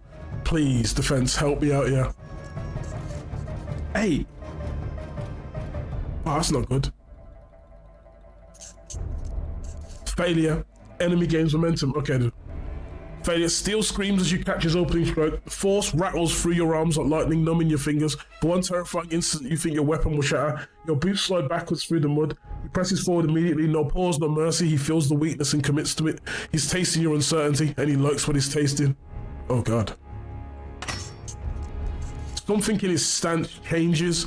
Lower, heavier. The playfulness drains from his eyes. His shoulders drop. His weapon rises with terrible deliberation. This is no longer a test, this is an execution. Your lungs burn, sweat streams into your eyes, blurring your vision. Your weapon arm shakes with exhaustion so deep it feels like the bones themselves are vibrating. His blade lifts, slow and inevitable. He's done playing. How do you answer this escalation?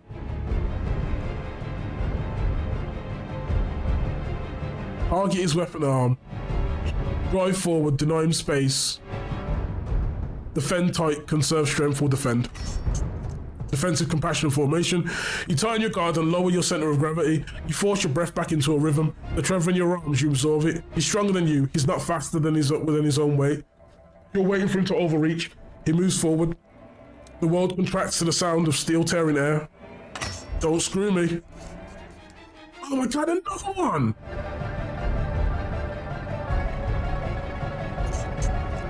Failure. You catch the strike, but the force drives you backward, boots skidding through mud. Your guard opens for half a heartbeat. He sees it. His next swing comes faster. This time he's aiming for the gap that you just showed him. Oh, Lord.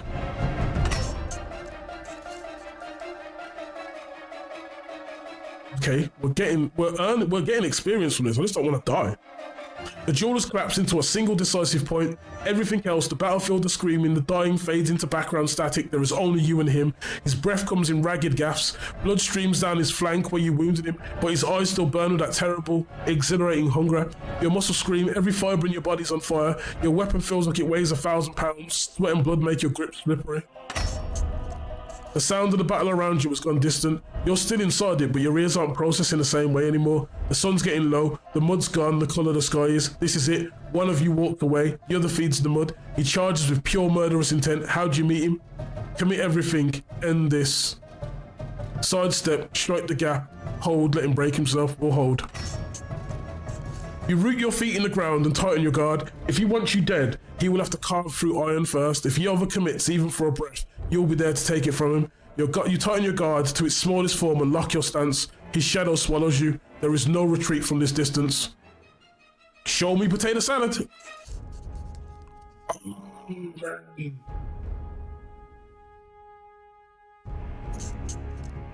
Defeat. His blade comes down clean, practice, certain. You see it coming. Too late to change anything. Your arms are too heavy to lift this time. Steel tears across your side. The pain hits all at once. Everywhere your vision goes. You collapse on your knee. Blood pours down your flank, warm and slick. His blade rises for the killing stroke. Then March Out crashes into him with a desperate roar. No technique, just raw instinct. Enemy hordes sound for nightfall. The commander stumbles back. He looks at you through the gathering dark. One word, quiet enough, the battle almost hit. Covers it. Tomorrow. So I'm seriously wounded now. How does that work? Does that... Do I see this anywhere? Okay, but our guys are still alive, and he just says tomorrow. Damn. I just about scraped through that. Your men finally reach you. They don't speak. They can't. Breathless and blood-streaked, they stare at you like a ghost as if you should be dead and they're not sure you're real. One of them, hand shaking, reaches out to touch your arm. You're solid. You're here. Before anyone can find words, the evening horn rolls across the riverfront, deep, mournful, the sounds of the day dying. Both armies begin to withdraw. Movement slows to stumbling. Weapons drag through mud. Soldiers limp or are carried. The battlefield doesn't empty, it just stops fighting. Groans, distant sobbing, the wet sound of medics trying to save men who are already gone. The day dies with the taste of blood in your mouth. Ah. Day one, the reckoning. The darkness doesn't bring peace, it just hides the horror till morning forces you to look at it again. Torches flicker in the wind, the cries of the wounded carry across the camp, bodies lie beneath weighted cloth, armor is stacked in heaps behind blood-darkened bandages. First task is treatment. You fade in and out as medics drag you towards the healer's ridge. Heat washes across your wounds as boiling water hisses in metal bowls, cloth tears, bitter herbs sting the air. Your unit kneel nearby helpless. barely breathing. Marchow whispers, voice cracking. We have to get the leader to the surgeon. Long Dong will make it, I know it, Tianbo says, trying to sound confident but failing to hide the fear. The pain drags you under before you can hear now the council judge today. Or you can hear the council judge today. Across the ridge, officers gather in the command tent. The air inside is thick with smoke, sweat and dread. General Kai Feng stands over a map. Mud streaked his armour, his face drawn and grim. Reports are delivered, one after another. Right flank, 612 dead, 2,340 wounded. Centre, heavy pressure, 210 dead, wounded still being counted. Left holding, 700 wounded, 143 dead. Spirit shaken. Total effective strength lost today, approximately 3,000. 1,000 man commander, Fang Zi confirmed dead. Tension, hands in the air. Another officer steps forward. The enemy spelled fear on the right. They will strike with everything tomorrow. Kai Feng nods once. Then the right must not break. He points to a position on the map. 3,000 man commander Zhao Lin. Have we seen this go before? Zhao Lin is steady and unremarkable in every way that matters on the battlefield. He does not make brilliant moves or catastrophic mistakes. He follows orders, adapts with situation change, and survives battles that kill flashier officers. Veterans describe him as adequate, which sounds like an insult, but is actually valuable when you need someone who won't do anything stupid. Avoids catastrophic mistakes and adapts to the changing conditions, surviving battles through decision making, and is pragmatic. Okay. So Zhao Lin take 2,000 from the reserves, reinforce the right behind bend at dawn. His finger presses into the earth. They'll throw everything at that bend. If it breaks, the basing opens. We deny them. Zhao Lin steps forward. He studies the map for a long moment, then bows once deeply. Understood, he says. Kai Feng's voice deep drops to a harsh whisper. If the right collapses tomorrow, the basing falls. That can't happen. The council disperses. The voices fade. The world swims, slipping out of focus as the torchlight distorts around you. You try to hold on, catch something real, but your body gives way beneath you. You slip back into darkness. Something heavier and deeper than sleep. Your body floats in a void where pain exists but can't quite reach out yet. Voices drift out through the black, muffled, urgent, bleeding. Get the surgeon, stay with us, then nothing. You wake to a pale morning light and a taste of copper. Your file is slumped around you, still in armour, blades within reach, then your eyes focus. Marchow notices first. Relief breaks across their faces. Marchow leans closer. You went down hard, took 3 of you to drag you back. Doesn't matter, you're breathing. The camp horns sound outside, a new day begins, whether you're ready or not. Dawn's reprieve. Dawn comes slow over the basin. The right flank has been rebuilt overnight. Tighter, smaller, harder. Your sector is reduced, thinned by casualties, but reinforced by new arrivals. 3,000 man commander Zhao Lin with 2,000 fresh reserves. General Kai Feng arrives at the riverfront briefly, speaking with the officers who need to hear from him. He exchanges a few words and withdraws to prepare new contingencies. Okay, I haven't lost anything. The man who addresses the flank is 5,000 man commander Ken Yu. Okay? He stands on a berm of dirt and broken shields. His voice is raw. He has not slept in 2 days and it shows. Yesterday, many of you were recruits. Today, you are veterans. The enemy tasted blood here. They'll come again, harder. He lifts his chin towards the horizon. They will try to break us early. Hold until the sun drops and the kingdom still breathes. Your remaining soldiers fall into step beside you as you walk to your aligned position. Marchow, you got us through yesterday. Whatever's coming, I'm with you. Chambo, we all are. You answer without thinking. We all go home, all of us. They don't contradict you. Far down the basin, dust clouds rise.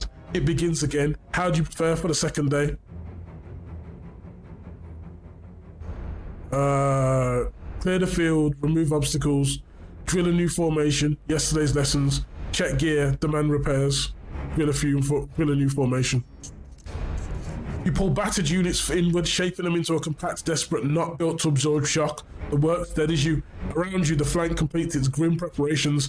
Men check straps with trembling fingers. Officers shout their last orders. The wounded are pulled back, the dead are pushed aside. Someone nearby mutters a prayer to ancestors. Another spits into the mud and grips his spear tighter. The dust clouds on the horizon grow larger, closer. The drums begin. Thunder. Enemy General Jin Haoran wasted no time. The moment light reaches the basin, he sends pressure forces against the left and centre, just enough infantry to pin them down and keep them reinforcing anyone else. But for the right flank, something else is coming. 3 columns of elite cavalry sweep along the basin at full speed. The hoofbeats come in rolling waves, shaking the mud under your feet. The lances catch the early light in a long unbroken line. They are here to break you apart, to shatter your line and scatter your forces before the rest of the army can react. This is the thing every infantryman fears. Not duels, not sieges, not even overwhelming numbers. Cavalry. Oh man. When horses hit an infantry line at full gallop, they don't break formations, they erase them. Lances punch straight through shields, hooves come straight down on men who are already down. The weight and speed turn human bodies into paste. You've heard the stories, the sounds of hundreds of lives ending in the same instant, and now you're about to hear it yourself. Your heart's going so hard you can feel it in your throat. Everything in you says run, but you plant your feet because if you run, everyone dies. If you hold, maybe some of you survive. Good lord. Commander Chen Yu shouts, shields up, right flank, brace, cavalry incoming. Your surviving soldiers tense beside you, wide-eyed but holding position. This is the first blow of the day. It's meant to kill you. How do you meet the charge? Lock shields, take the impact. Break their momentum before impact. Pull 2 steps back to survive the charge. Break their momentum before the impact. You shout for javelins, stones, anything that can disrupt their advance. A single broken stride can save 10 lives. The ground begins to shake. The sound of the hooves is in your chest and bones before it's in your ears. There's no more adjusting now. No more thinking. The cavalry hits. Roll. Oh, thank God. Oh, my injuries hurting me. Okay, I see. Strong success.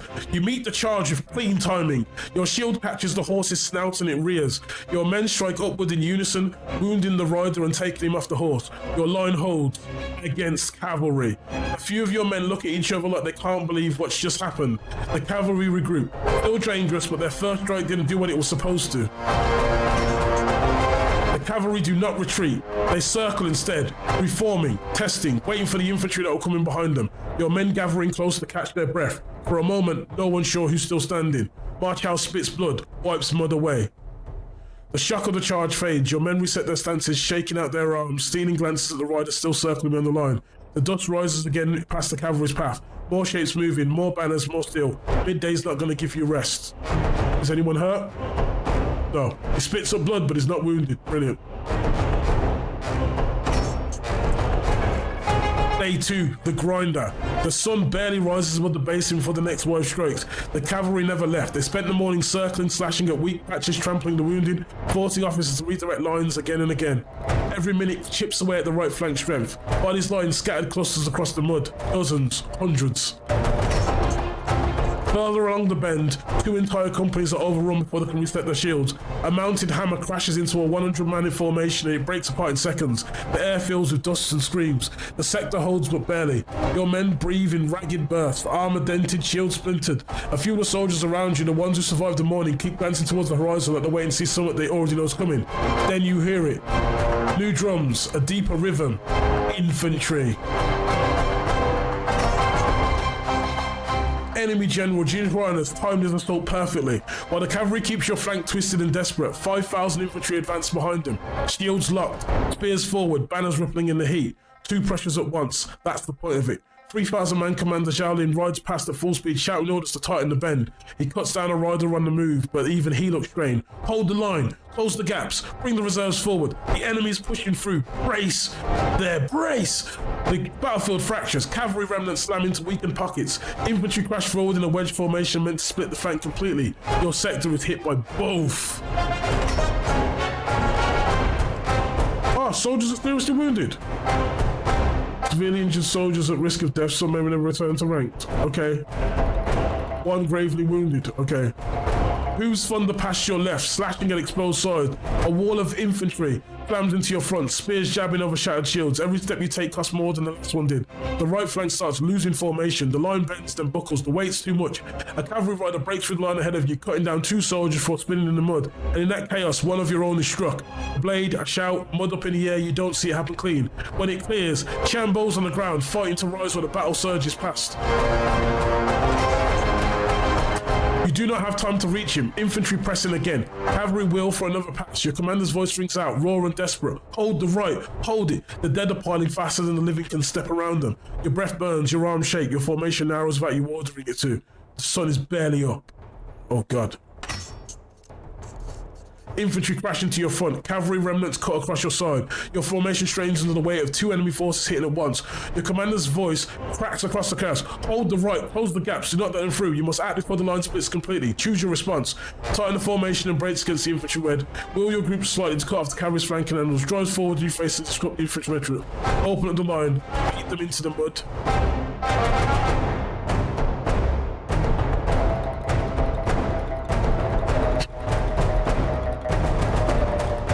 Don't want to open the line, do we? Tighten the formation and brace against the infantry wedge. You shout and drive your men inward. Force the shields to overlap until there's no space between them. Wood grinds against wood. Spears angle forward through narrow gaps. If they want to split you, they'll have to earn you. There is no time to reconsider. Infantry are already mid-stride. Cavalry are already turning for next pass. The air compressors around you. Sound arrows to impact and breath. They are here. The enemy hits. Please, let me survive this. Oh! Oh, we're good. Strong success. Your timing cuts cleanly into enemy momentum. You wheel your group just in time to block the worst cavalry angles and then shoulder forward to break the infantry spear rush. For a moment, the chaos levels out. Your sector stabilizes. Your men draw ragged breaths and relock formations. Across the rest of the right flank, though, losses surge. You hear distant screams, see banners collapsing, and watch men fall beneath converging blades. Your corner of the line is holding. The rest of the flank is not.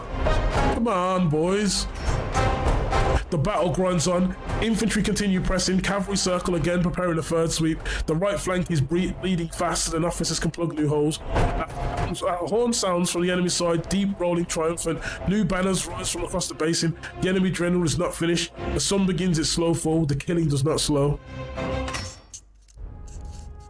Oh no. The right flank is collapsing. Midday's assault left heaps of bodies scattered across the bend. Cavalry remnants still dart through the gaps, cutting at whatever they find. Infantry wedge deep with every push. Spears dripping with mud and blood. Your men fight on instinct. They're not choosing targets anymore. They're swinging it whoever gets close. Then you see it. New banners rising across the enemy ridge. 10,000 infantry marching in full blocks, ready to wipe you out. Enemy General Jin Huaran means to break the right flank before sunset and end the battle today.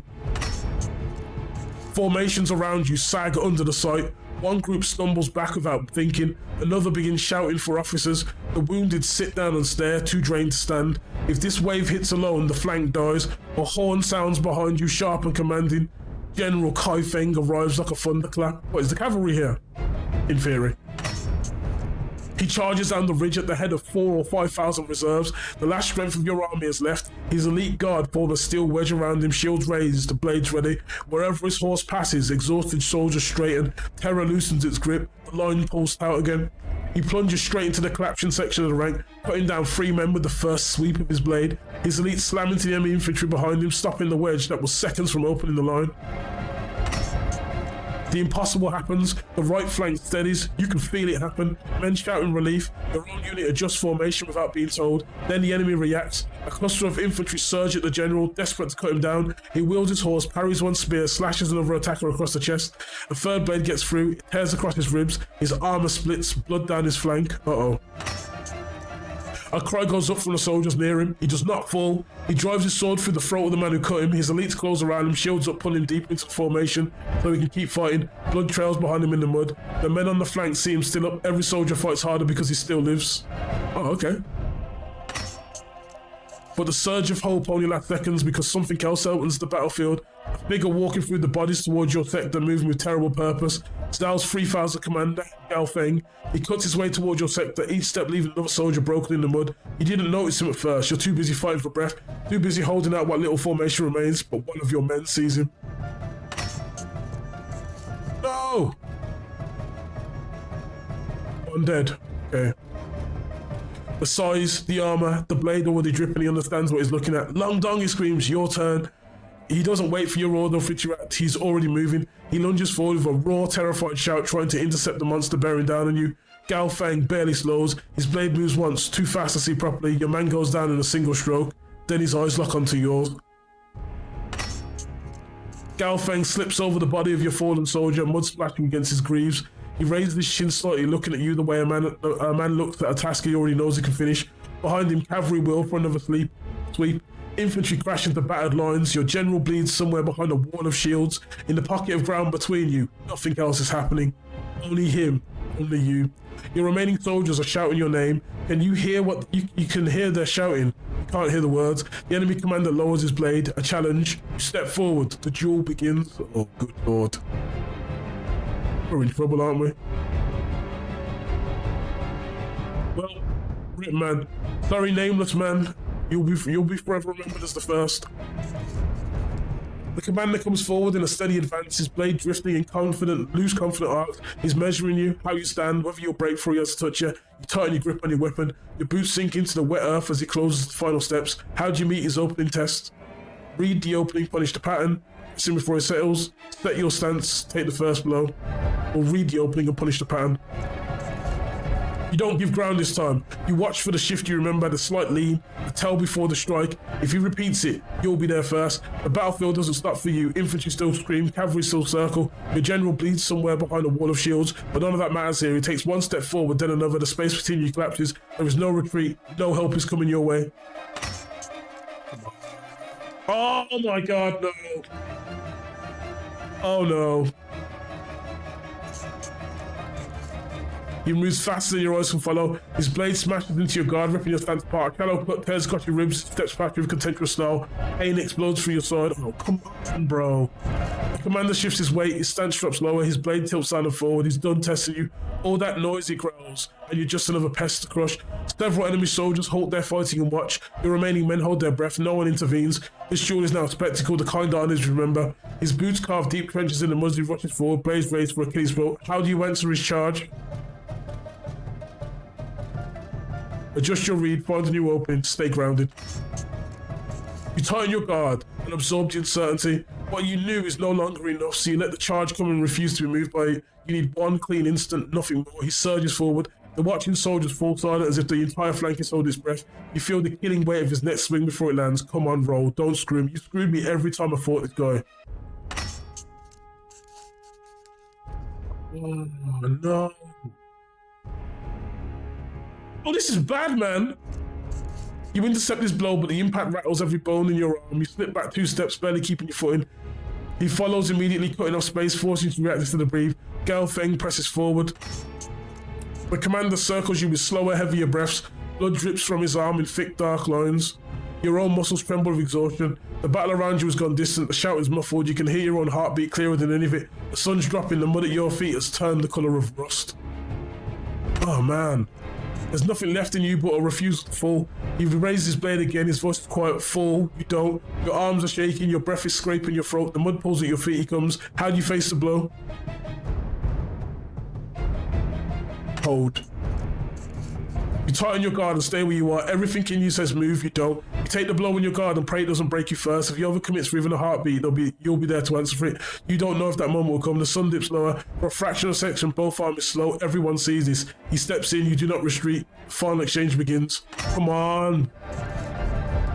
Oh my god. I'm getting bad, man.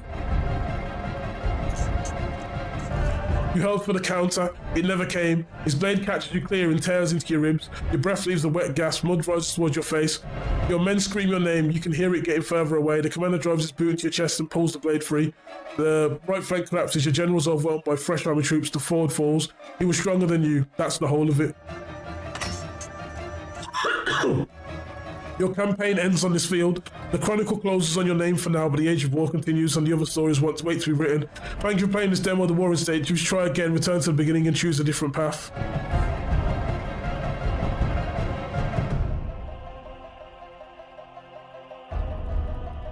Oh.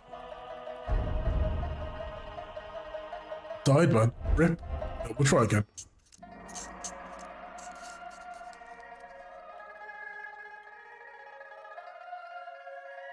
Okay. Dawn's Reprieve. Know what happens there. Yep.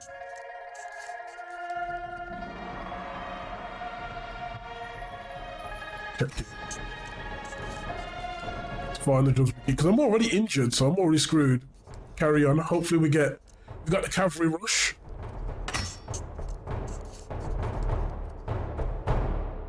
Back shields. Oh, don't screw me, don't screw me, don't screw me. Oh my god. This game is destroying me. How many soldiers are wounded? Okay, just the one. Okay, that's what happened last time. Fine. Grinder, and all this. Yep. Yep. Yep. Okay. That's fine.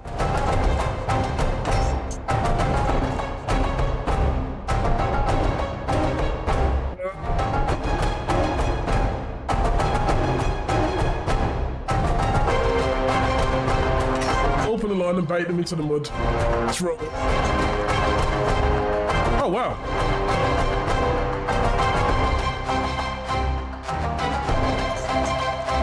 Strong success, your timing clock's in there. Your group is time to block the worst cavalry angles and shoulder forward to break the infantry spear push. For a moment, the chaos levels out. You set the stabilizers, your men draw ragged breaths and relock formations. Okay, that's fine. It's the same take from last time. Battle grinds on, they continue pressing the circle again. Just checking if it changes any of the... No. Okay. Okay, we're at Death's Edge now, right? Let's hope we get some very good... Charges down, less strength for your army, just double check if it changes anything, that's fine. But does he have any issues? No, he still gets injured, okay. I wasn't sure if it changed, whether he gets injured or not.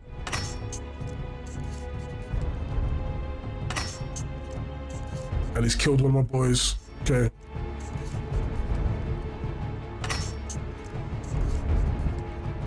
Set our stance. Come on, don't screw me this time. Oh, that's not too bad.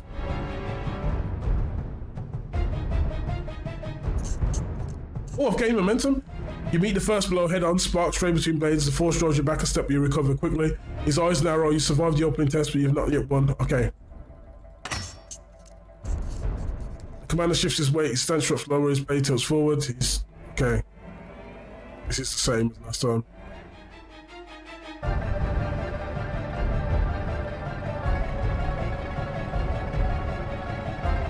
Stay grounded. Want defensive to keep going up. Because that... Okay, you tighten your guard, absorb the uncertainty. When you lose longer enough, you let the charge come and refuse to be moved by it. The one clean instant.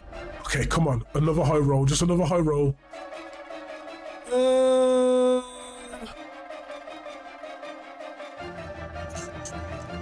Failure. He intercepts his bow, but the impact rattles every bone in your arm. Slip back 2 steps. He follows immediately, cutting off space. Okay. He circles slow, heavy breaths. The sun's dropping. Okay. Hold, believe you can take it. Okay, what? Yeah, he wants me to fall. Okay. That's fine. Don't screw me. Oh. Okay. I don't have momentum, but neither does he. Okay. Victory. You take the weight of his strike and hold. This time the counter is there. In the moment that decides that your strike lands clean, he roars and the sound carries across the basin. Enemy soldiers stop moving. Your men stare. He drops to one knee. His eyes lock with yours. Whatever is in them is not one thing, and he falls towards the mud. The right flank's executioner is dead at your feet. Your arm goes numb as the adrenaline drains. You almost collapse beside him. Sunset. Horns echo across the basin. Enemy formations falter the moment their commander falls. Cavalry turn. Infantry is retreating slow shock. The right flank should have died today, yet it stands. Across the basin, Zell General Jean Voiron tears a banner from a subordinate's hand and flings it into the mud. He is visible even at that distance. General Kaifeng is carried from the front, bleeding, half-conscious. No one knows he'll even live to see the morning. You are still breathing. The river holds. Hopefully Kaifeng makes it through, man. He did us a solid by charging in. Day 2, survivors. Night falls on the riverbed. Torches blaze along the riverbed. Followed in the mud with trembling light. No one sleeps. No one sits unless their legs give out, believe them. The enemy might attack in the dark and every wounded breath knows it. Medics sprint through the muck, hands red to the wrists. Quartermasters shout for water, for cloth, for wood, for splints. Stretcher men stumble past men carrying men who no longer scream. So we've got 4 active, 1 wounded, 1 gravely wounded, 1 dead. Okay. Your general's gone from the front line. Rumours whisper through exhausted ranks, still breathing, lost too much blood, tent sealed, no word.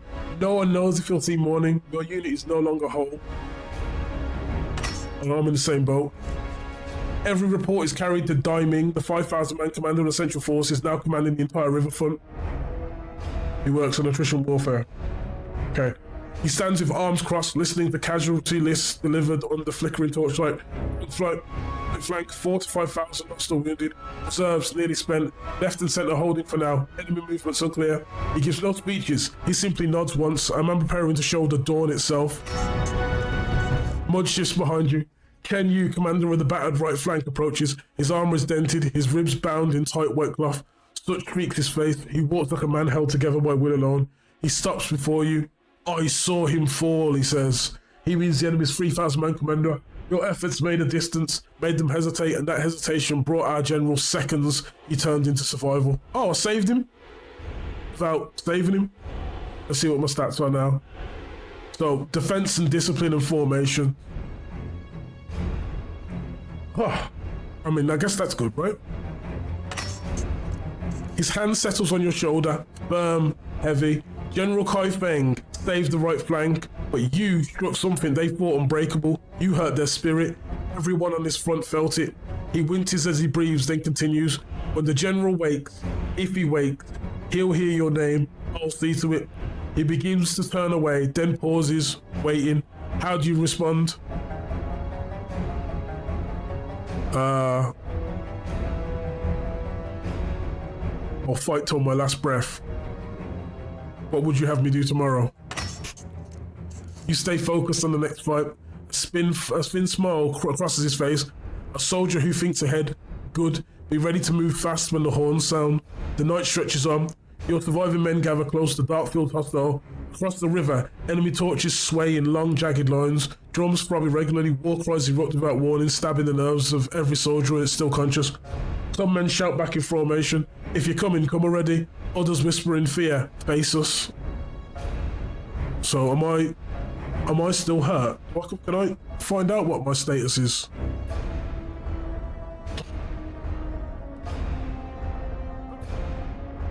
Killed enemy 3,000-man commander in duel. That's gotta be good something, right?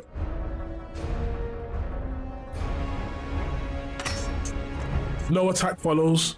The enemy general knows exactly what he's doing, keeping you awake, keeping you afraid, letting your exhaustion become another weapon. Eyes blur, limbs shake, your wounds throb with each drum beat. Fatigue wraps around you like a soaked cloak, but the right flank still stands, barely, and dawn is coming. Day 3, final breath. Dawn does not bring light. It brings smoke drifting low across the river bend.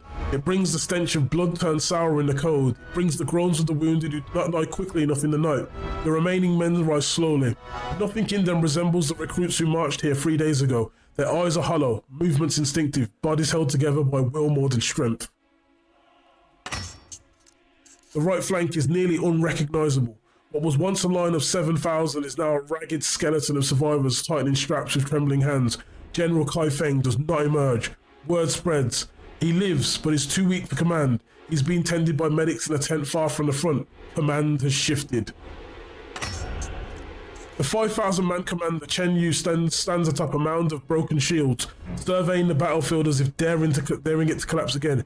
His ribs are bandaged, his face is drawn, his voice still cuts through the January air. Listen well, he calls. The enemy failed twice. Today they will throw everything, all they have. His gaze drags across each formation. They want the river. They want our kingdom's throat. This flank is the last stone in their path. He points to the horizon, and they know we barely stand. Oh, good. That's not good. Your men swallow hard, and wipes mud from his eyes with a shaking hand.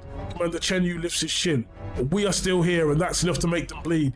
He steps down, leaving the final preparations to the officers. Your breath fogs in the cold, your wounds ache, yet you have to choose how to prepare for the last day. How do you ready your shattered sector? Clear fallen weapons and shields to create a stable fighting lane. Reorganize your remaining troops into a tight, desperate knot for shock absorption. Expect weapons and armor demanding last-minute repairs from logistics.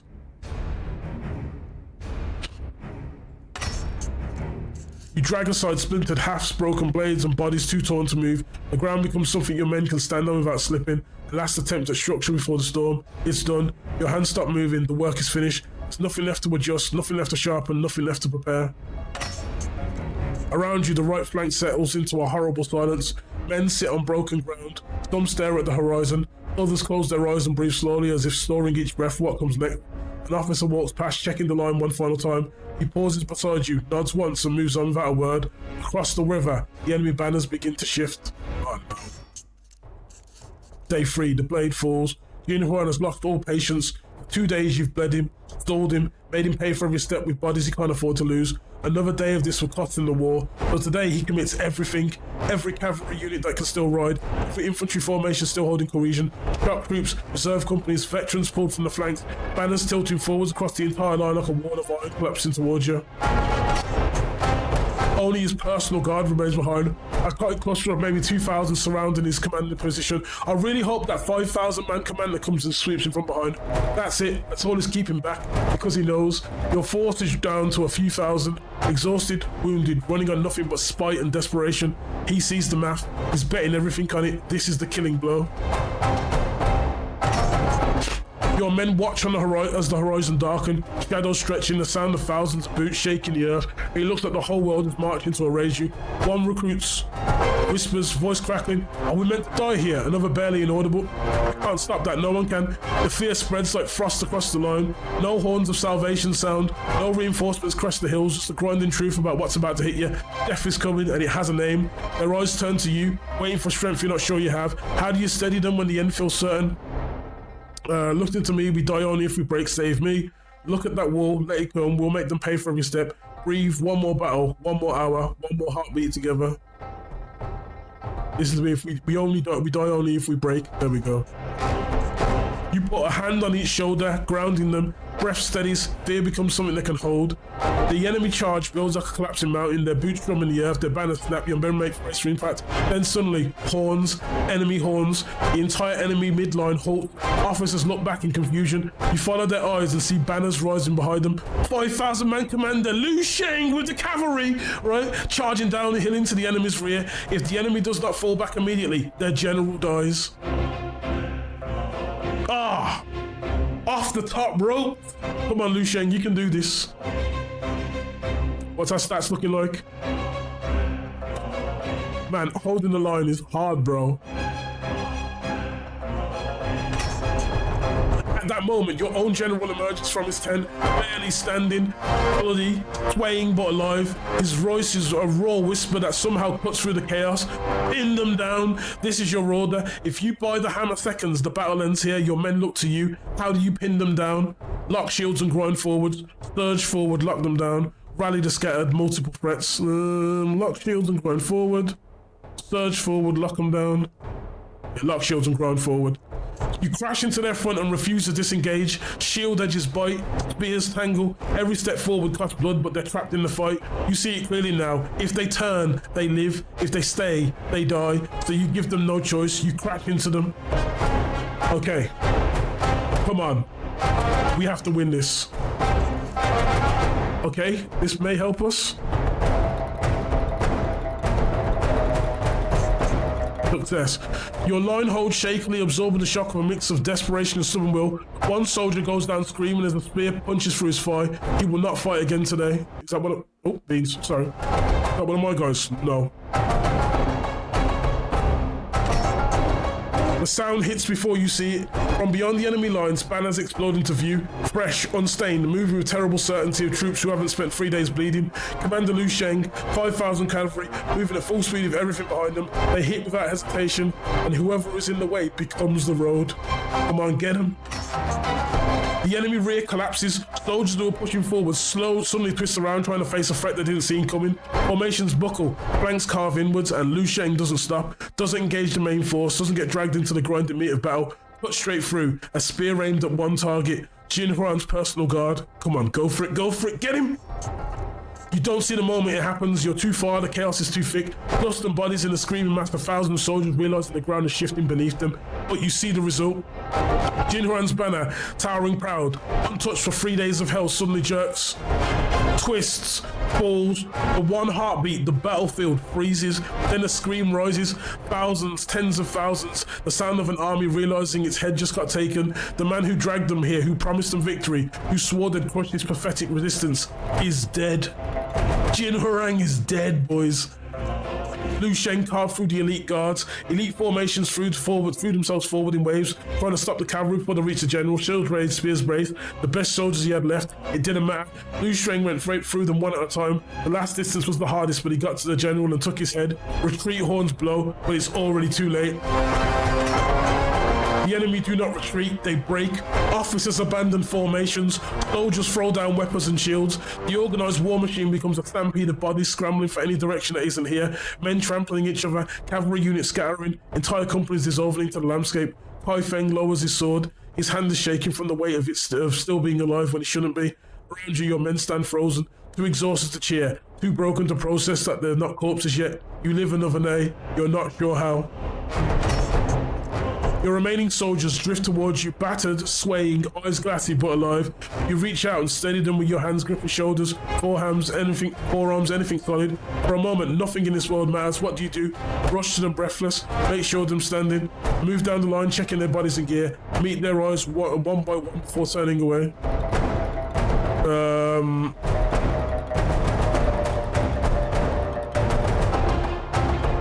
Make sure they're still standing.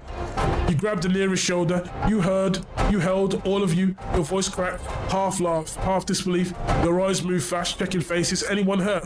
They shake their heads. Some grim, some just breathe. The battlefield begins to quiet. Orders are shouted across distant positions. Wounded are carried to the medical tents. Someone's counting bodies. Your unit starts moving back towards the camp line, slow and unsteady. No one speaks. There's nothing left to say that blood hasn't already written. Damn. Day 3, the cost of victory. Night settles over a battlefield that no longer feels real. Medics still drag the wounded towards lantern-lit pavilions. Surviving officers walk like ghosts, sniffing casualty lists and shaking hands. The river's edge glows with torchlight, reflecting a victory no one fully believes. You and your surviving men stand among the remnants of the right flank, too tired to speak, too alive to collapse. A horn sounds, a low, mournful note reserved for the fallen. Every soldier straightens, every whisper dies. Well, what did we get for points? Oh man, we did really well holding the line. You know, we did get fucked up by the 3,000 man commander. You know what I mean? Don't worry about it. Commander Dai Ming, now acting commander of the entire river defense, steps forward holding a slate of names. His voice is rough, scraped raw by 2 days of shouting orders. Names of the dead, the list is long.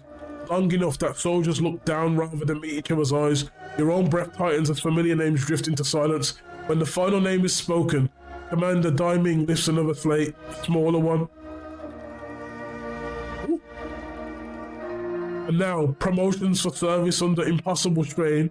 You do not expect to hear your name, but you do. 5-man leader, Long Dong. A murmur ripples through the battled formation. You step forwards. Oh, do I receive something?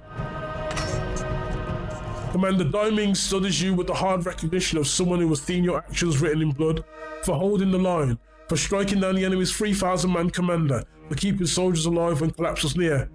He rests a heavy hand on your shoulder. You are promoted to 10-man leader. The messenger lifts a small lacquered token, a carved strip denoting your new authority, and places it in your hand. It feels heavier than its weight. Behind you, Ma Chao and the rest of your surviving men straighten, proud, exhausted shadows in the firelight.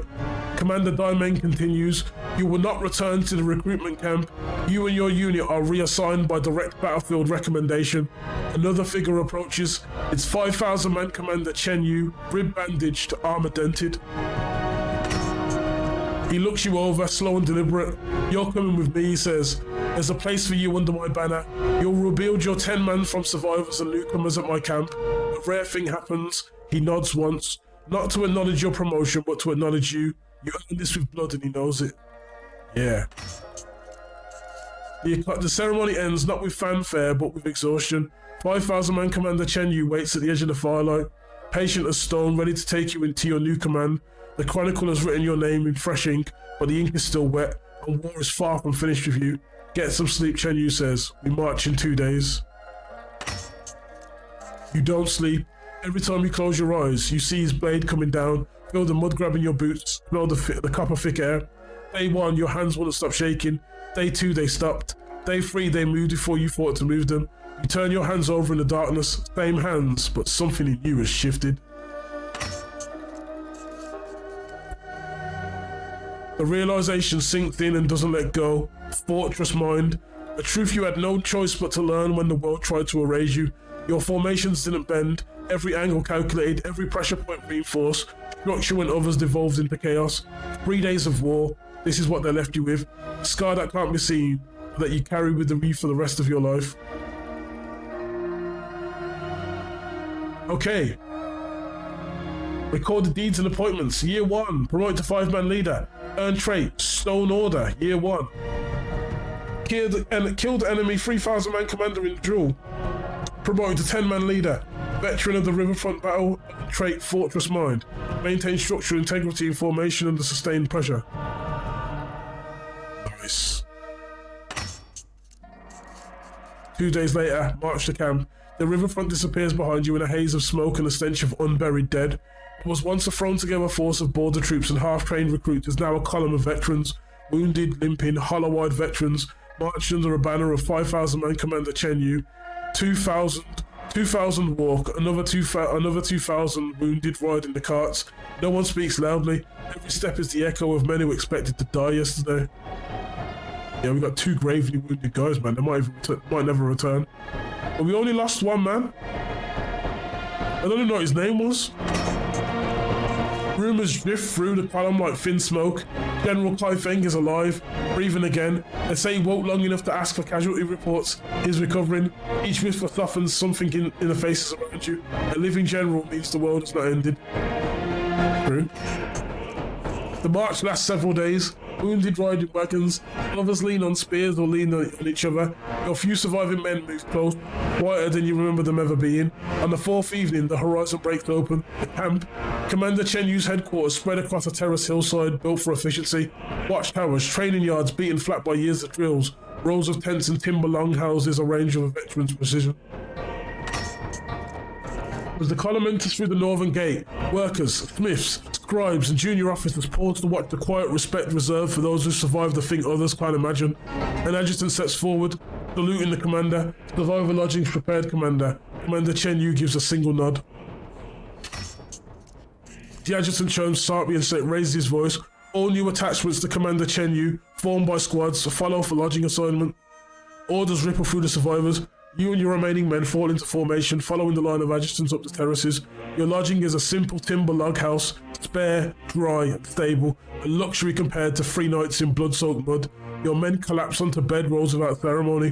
One murmurs as he slides down the wall. Feels strange, walking away from a battlefield.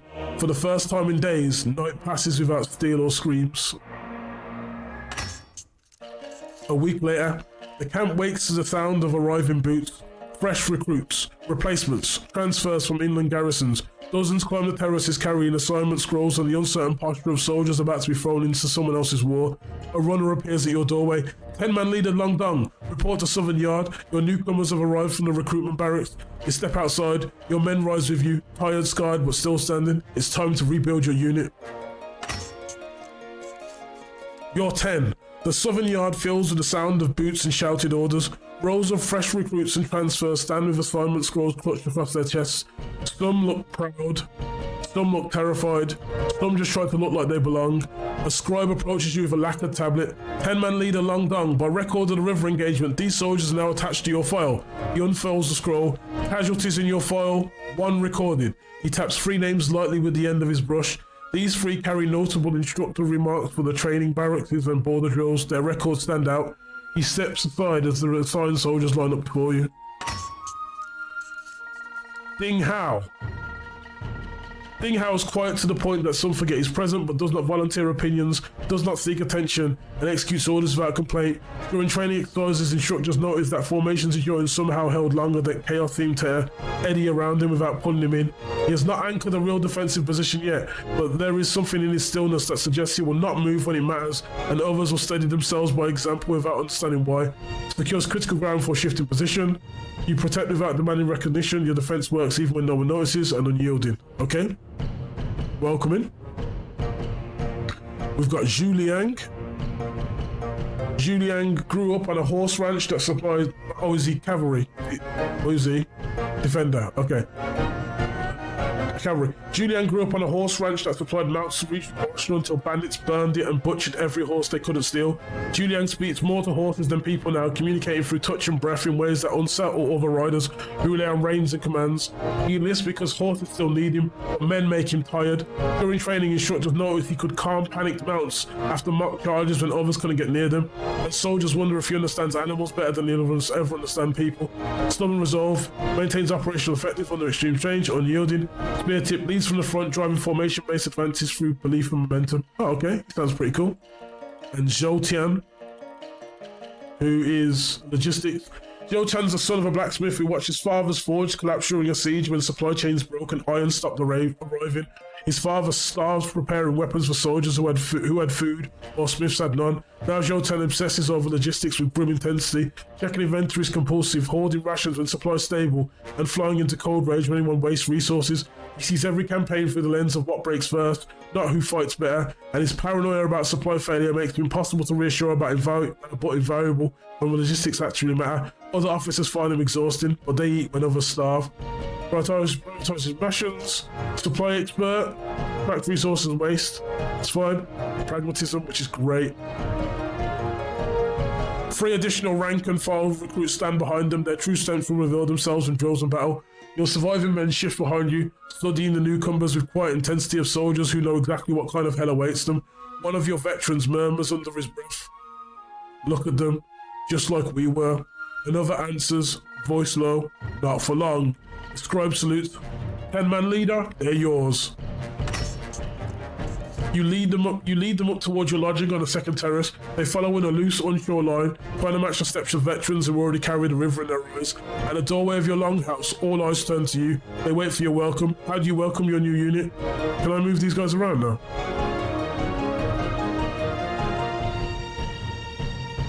Wait, they have rarities, right?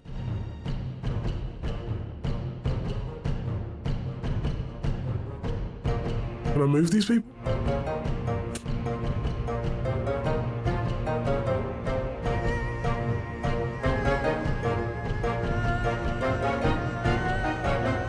How do I welcome? You're one of us now, you'll learn fast. You survived the march, you'll survive the rest together. Eat, rest, tomorrow we become one unit.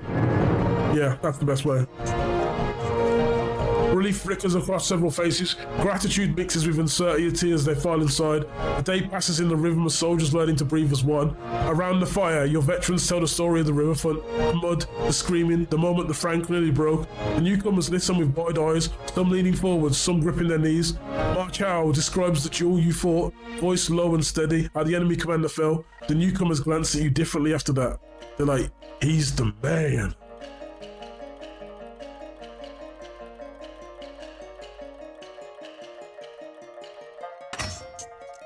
You watch them, learn their names, notice who asks questions and who stays silent, who sits close to the veterans and who keeps distance, who has the eyes of someone who might survive this. By nightfall, they're no longer strangers, not yet brothers, but no longer strangers.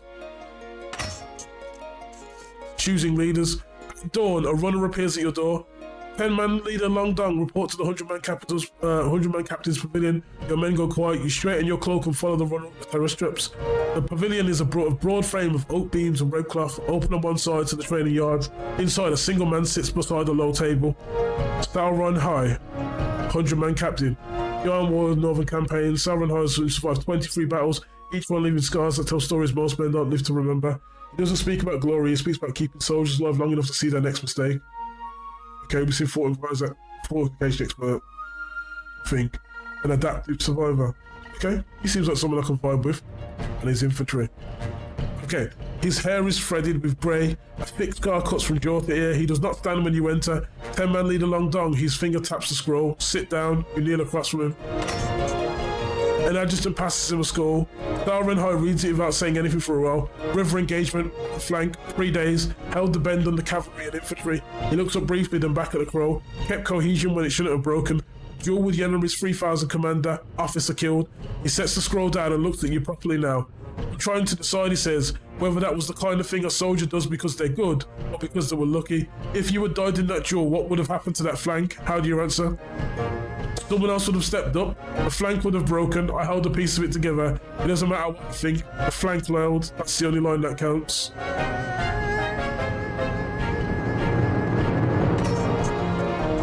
He exhales slowly. Pragmatic. The brush moves. But know this. What you think is what you think is important, Tap. That's what sets the right leaders apart. He rolls the scroll close. 10 men, he sets it aside. 10 lives and 10 ways to fail them and yourself. Opens another scroll. Within that 10, we form smaller units, 5-man leaders. You may recommend 2 soldiers. He looks up. Recommendations only. Approval remains of me and with the officers above me. His eyes narrow a fraction. Think carefully. A poor leader kills more men than any spear. He gestures for you to speak. Who do you put forward? You think of the soldiers under your command, veterans of the river. Marchow, river veteran, stood beside you when the flank bent and he did not break. Campbell, river veteran, bled in the mud and kept fighting when others fell. Newcomers, Ding Hao, instructor promising under pressure. Juliang, strong initiative. Jotan, unusual potential, watch closely. You can put forward up to 2 names or decide that no one is yet ready.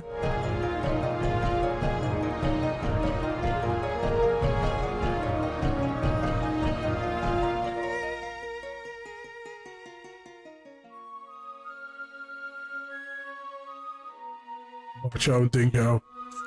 You can now assign officers to specialist roles within your unit. Rarer officers provide greater bonuses when it matters most. Your balance, proven experience, refresh potential, he grunts. A veteran and a talent, he says. Balance if the talent holds. He writes from Marchow approved as 5-man leader. Ding Hao serves as acting sub-leader under your eye. If they're still alive after the next engagement, we'll confirm. He rolls the scroll close. Go. Make your 10 into someone that doesn't die easy. You learn, leaves the pavilion. He's already working on the next report before you reach the doorway. You can now assign your officers to trusted roles. Assigned roles grant situational bonuses to role outcomes. Officers can be reassigned outside the battle. Removing officer role may affect loyalty.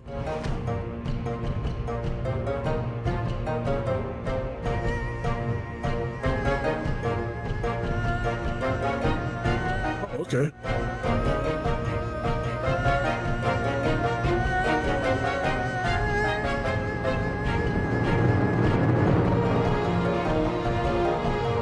Okay, so these guys can't be promoted yet, but...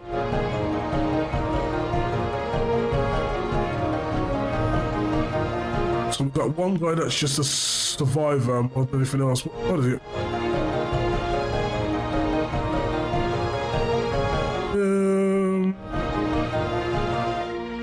Put him as first lieutenant. Second lieutenant can be Marchow.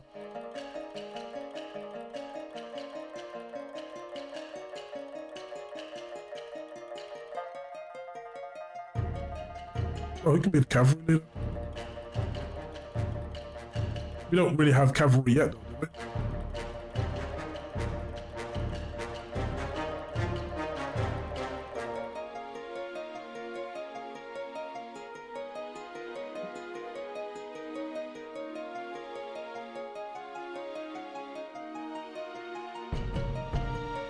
We'll put them there for now. Did that change them? It did.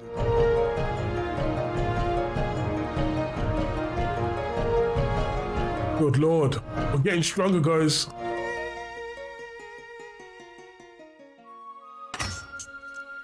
Your unit is small, 10 souls including yourself, but every army, no matter how battered, must define its bones. Under higher ranks, companies divide into vanguard, line scouts and archers, support engineers. With only 10 men, your structure is not separate squads, but intent. How your file will move, hold, strike and survive. Sauron High's words echo in your mind. Make this 10 into something that does not die easily. You gather your soldiers outside your quarters, all watching you with the wary respect learned along the river. Now you must decide how your 10 will fight. How will your 10-man unit operate? So we've got line core, tight cohesion, discipline ranked, forward pressure, aggressive shock engagement, skirmish scout, mobile, flexible, aware, or mixed, practical, adaptable, and high line core, tight cohesion, discipline ranked. You set your strongest shields to the front, your steadiest men in the middle. Orders are simple, clean, unbroken. Your file becomes a knot that doesn't loosen. Walk down the line, adjusting grips, spacing, posture. Your chosen 5-man leader steps forwards. Marchow assumes immediate control of half the file, while Dinghao watches and mirrors, learning command from imitation. When you step back, the file stands differently, clearer, sharper, more certain of itself. Sauron High passes nearby, glances your formation once, says nothing, keeps walking, but the glance alone means something. Yeah. Hopefully our formation holds. The foundation. Night folds over the camp like a heavy cloak. Fires crackle along the terraces. Most soldiers sleep where they sit, but your file remains awake. You gather your 2 5-man leaders around a low lantern. Faces glow in the shifting amber light. Bandages stark against exhaustion. The river battle taught you many lessons. You learn what breaks men, what keeps them alive, and what your own hands reach for when everything fell apart. From here, you say quietly, we choose how we fight. What formation do you drill them into first? Iron wall, lock shields, endure impact, crescent, pull, draw them in, collapse, spear point, violent wedge, paint through, scatter line, flexible, disrupt, count. Pull, draw them in, collapse.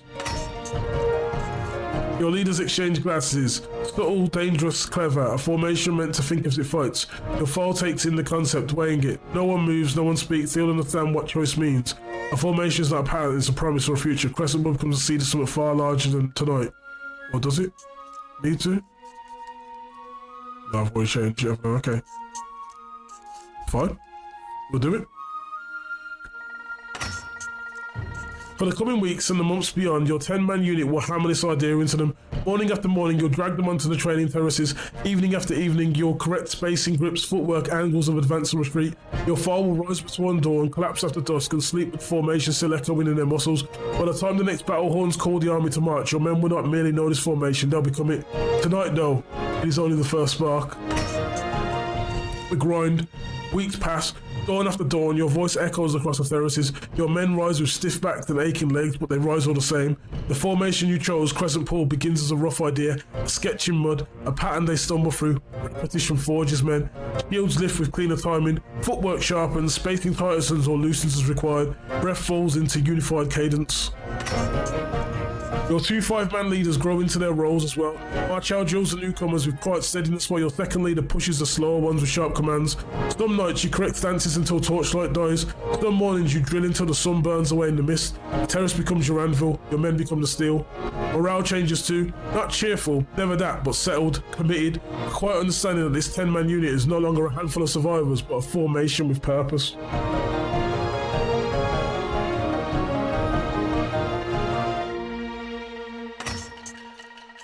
During a rare evening rest, your 5-man leaders sit beside you. March out. Whatever comes next, we won't look like raw recruits anymore. Think how we'll hold or we'll break together, better than breaking alone. You sit with that for a while. Neither of you says anything after it. One more week of drills before the horns sound again. How do you spend it?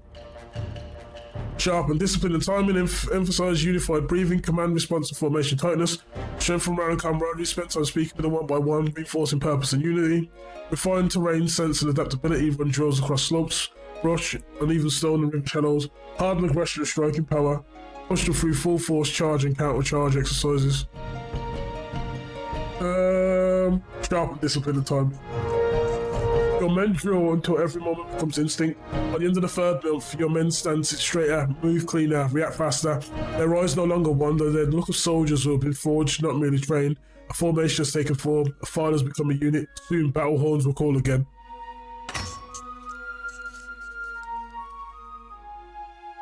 Okay, we're looking good.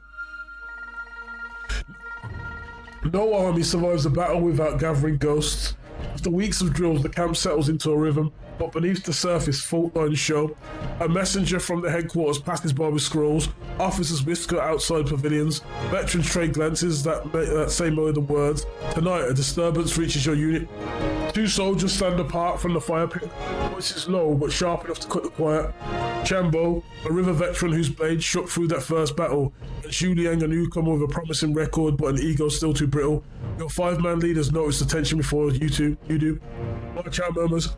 They've been circling each other for days. She's going to break something if you don't step in.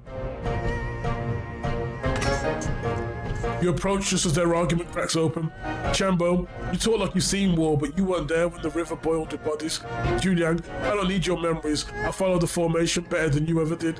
Your unit goes silent. This is more than pride. If you let it can break the line under pressure. How do you address the conflict? Confront them both with firm discipline. Remind them the unit comes before the ego. Speak privately to each. Mend the route, not the moment. Understand their fears. Redirect their frustration. Let your senior 5-man leader handle it. Delegate and observe how your leadership evolves. Break the tension with harsh humor and raw truth. Remind them death does not care who argues louder. Harsh humor and raw truth. Cut through the tension with a blunt reminder of what they face. Laughter rises, but the edge is real. The argument dissolves, but the lesson lingers. Your foe watches how you carried yourself, how you set boundaries, how you chose to guide or cut through conflict. It shapes how they'll follow you when orders become screams and formations twist into chaos. Tonight, the fire burns low. Your 10 settle into rough, short-handed glances. The beginnings of trust that is earned. Okay. A little bit more aggressive. Arrival. The reeks of drilling forge new rhythms into camp life. Your 10 move with cleaner steps. Your 5-man leaders begin to sound like officers. The raw chaos of the river battle becomes memory, scarred but steady. One evening as you leave the training terraces, a familiar voice cuts across the walkway. Still alive, I see. Your turn. Jin Wei, bandaged arm, confident smirk, now wearing the signature of a 10-man leader. Who's Jin Wei? Okay. Jin Wei rose from foot soldier to 10-man leader faster than most officers believe possible. Not through favour or lineage, but by turning every assignment into a demonstration. He fights with controlled aggression, striking hard and early, convinced that hesitation costs more lives than decisiveness ever could. He does not inspire loyalty through warmth. He earns obedience through results. For Jin Wei, war is not chaos to endure, but a test to be passed. Those who hesitate simply were not ready. Dramatic, calculated aggression, and hammers edge, finds weak points. Okay. On his infantry.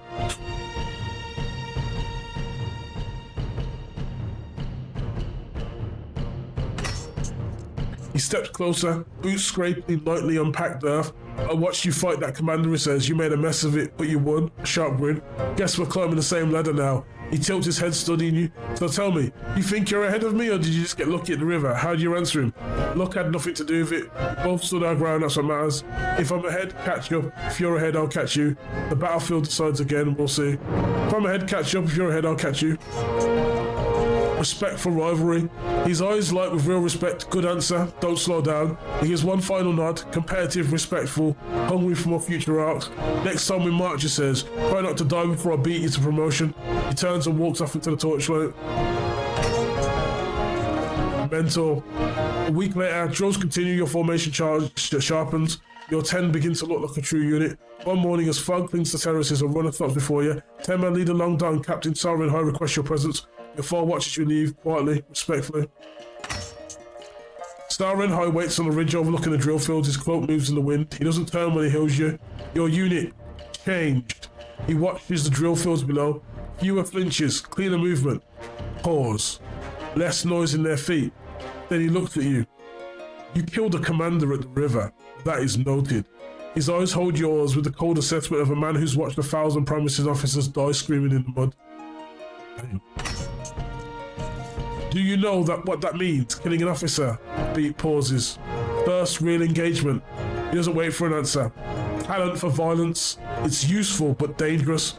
I've buried more gifted killers than I've promoted. They charge when they should hold. They hunt glory instead of victory, and they all die young.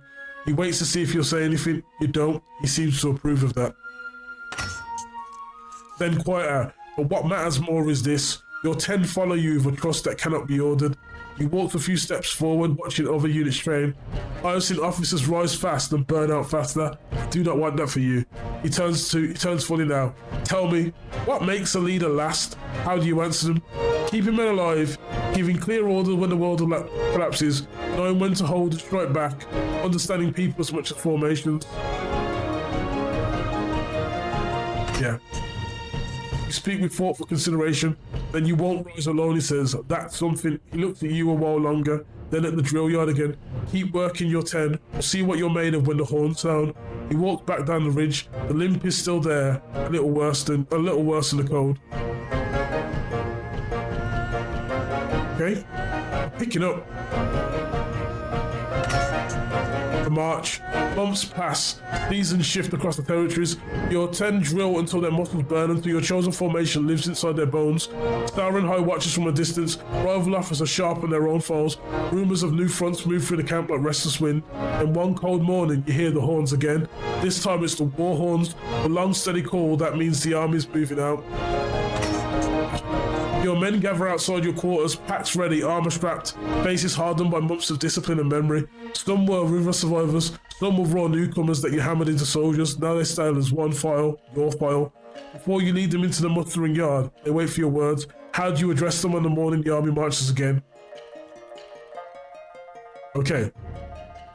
We train for this, stand firm and trust each other. We survive the river, we'll survive whatever waits out there. Watch for openings, we strike smart, not wild. Hold nothing back, when the enemy sees us, they'll fill the river on our blades. Watch for openings, we strike smart, not wild. Listen to me, your voice drops, force them into lean focus. The enemy expects charging idiots, berserkers, meat for the grinder. Tap your temple, we are not that. We think, we watch, we find the moment their formation cracked, and then we drive the blade deep. Their eyes sharpen, pupils dilate. You can see the shift from nervous recruits to predators leading to learning to hunt in the pack. Kill clean, think fast, stay alive, that's the order. The horn sound again, long, steady, unmistakable. Your 10 fall into step beside you, no longer recruits, no longer scattered survivors. A formation shaped by blood, discipline, and the long months that forged them into something more. You lead them towards the mustering yard, their footsteps match your own, quiet strength settles around you. Chronicle turns a page, and here for now the ink pauses, the lantern light fades, the drums of the 7 states echo across the dark. Your 10-man unit marches towards its next campaign, and the Chronicle waits for the hand that will write what comes next. Okay, thanks for playing, there's more to come. More officers to recruit, promotions to earn, battles for its conquest. In the full game, you'll earn more traits of urban tactical doctrine, build a reputation, equip new weapons, each comes with a cost. The war continues with your support. Oh. This was only the first test. If you want to see this war carried forward across the continent through shifting alliances, bitter betrayals, earned promotions, and the rise of a commander whose name history will not erase, your support will help bring the full journey to life. More arcs awake, more wars, more choices that will leave scars. The chronicle's not finished. Your story is only beginning. Look, I'm gonna give my first-hand reaction. This game is straight fire. As an enjoyer of this period and subsequent ancient periods afterwards in Chinese history, I find this really, really good. It very much follows a first-hand zero, maybe zero to hero, possibly. It feels like it, but it feels like you're reading. Imagine it feels like you're reading something like Game of Thrones or Romance of the Three Kingdoms. It feels like you're just there. Do you know what I mean? Like you're going through the same struggles. You read about a battle and you just hear that somebody flanked somebody and everyone retreated. But this feels a lot more driven in, and it's written really well. I mean, I like this. I mean, I might do another playthrough as a stream, but I'll get this uploaded to YouTube, and I'll see if I can get the links to the Kickstarter and everything else for the game. But this game, I did initially see some adverts like for the game, and little bits of like fluff. I initially first spotted on Facebook. I thought it was just a mobile game, but it wasn't a mobile game. And when I looked into it, I thought that's fine. Check out the demo. And I would definitely recommend Under the Heavens. This game releases sometime later this month, so I'm sold. I'm gonna get the game, and then we're gonna go from there. And hopefully we'll be able to have a Warring States saga Under the Heavens. Oh, I'm happy. I'm more than happy to live stream that. I've got my other projects in the works as well, like Ogre Battle. I've finished Windrose. There's not really much I can show that hasn't been shown everywhere on YouTube of that game. So yeah, I'm happy to move on. Well, either way, it's been a great couple of hours. It's been a bit of an epic. I hope you guys have enjoyed it. I hope my voice hasn't been too terrible. I hope to see you guys in the next video. Coming up next will most likely be a bit more Ogre Battle, but it might just be live anyways. Either way, guys, have fun. Stay safe. Don't do anything I wouldn't do. Stay soggy as well. Toodles.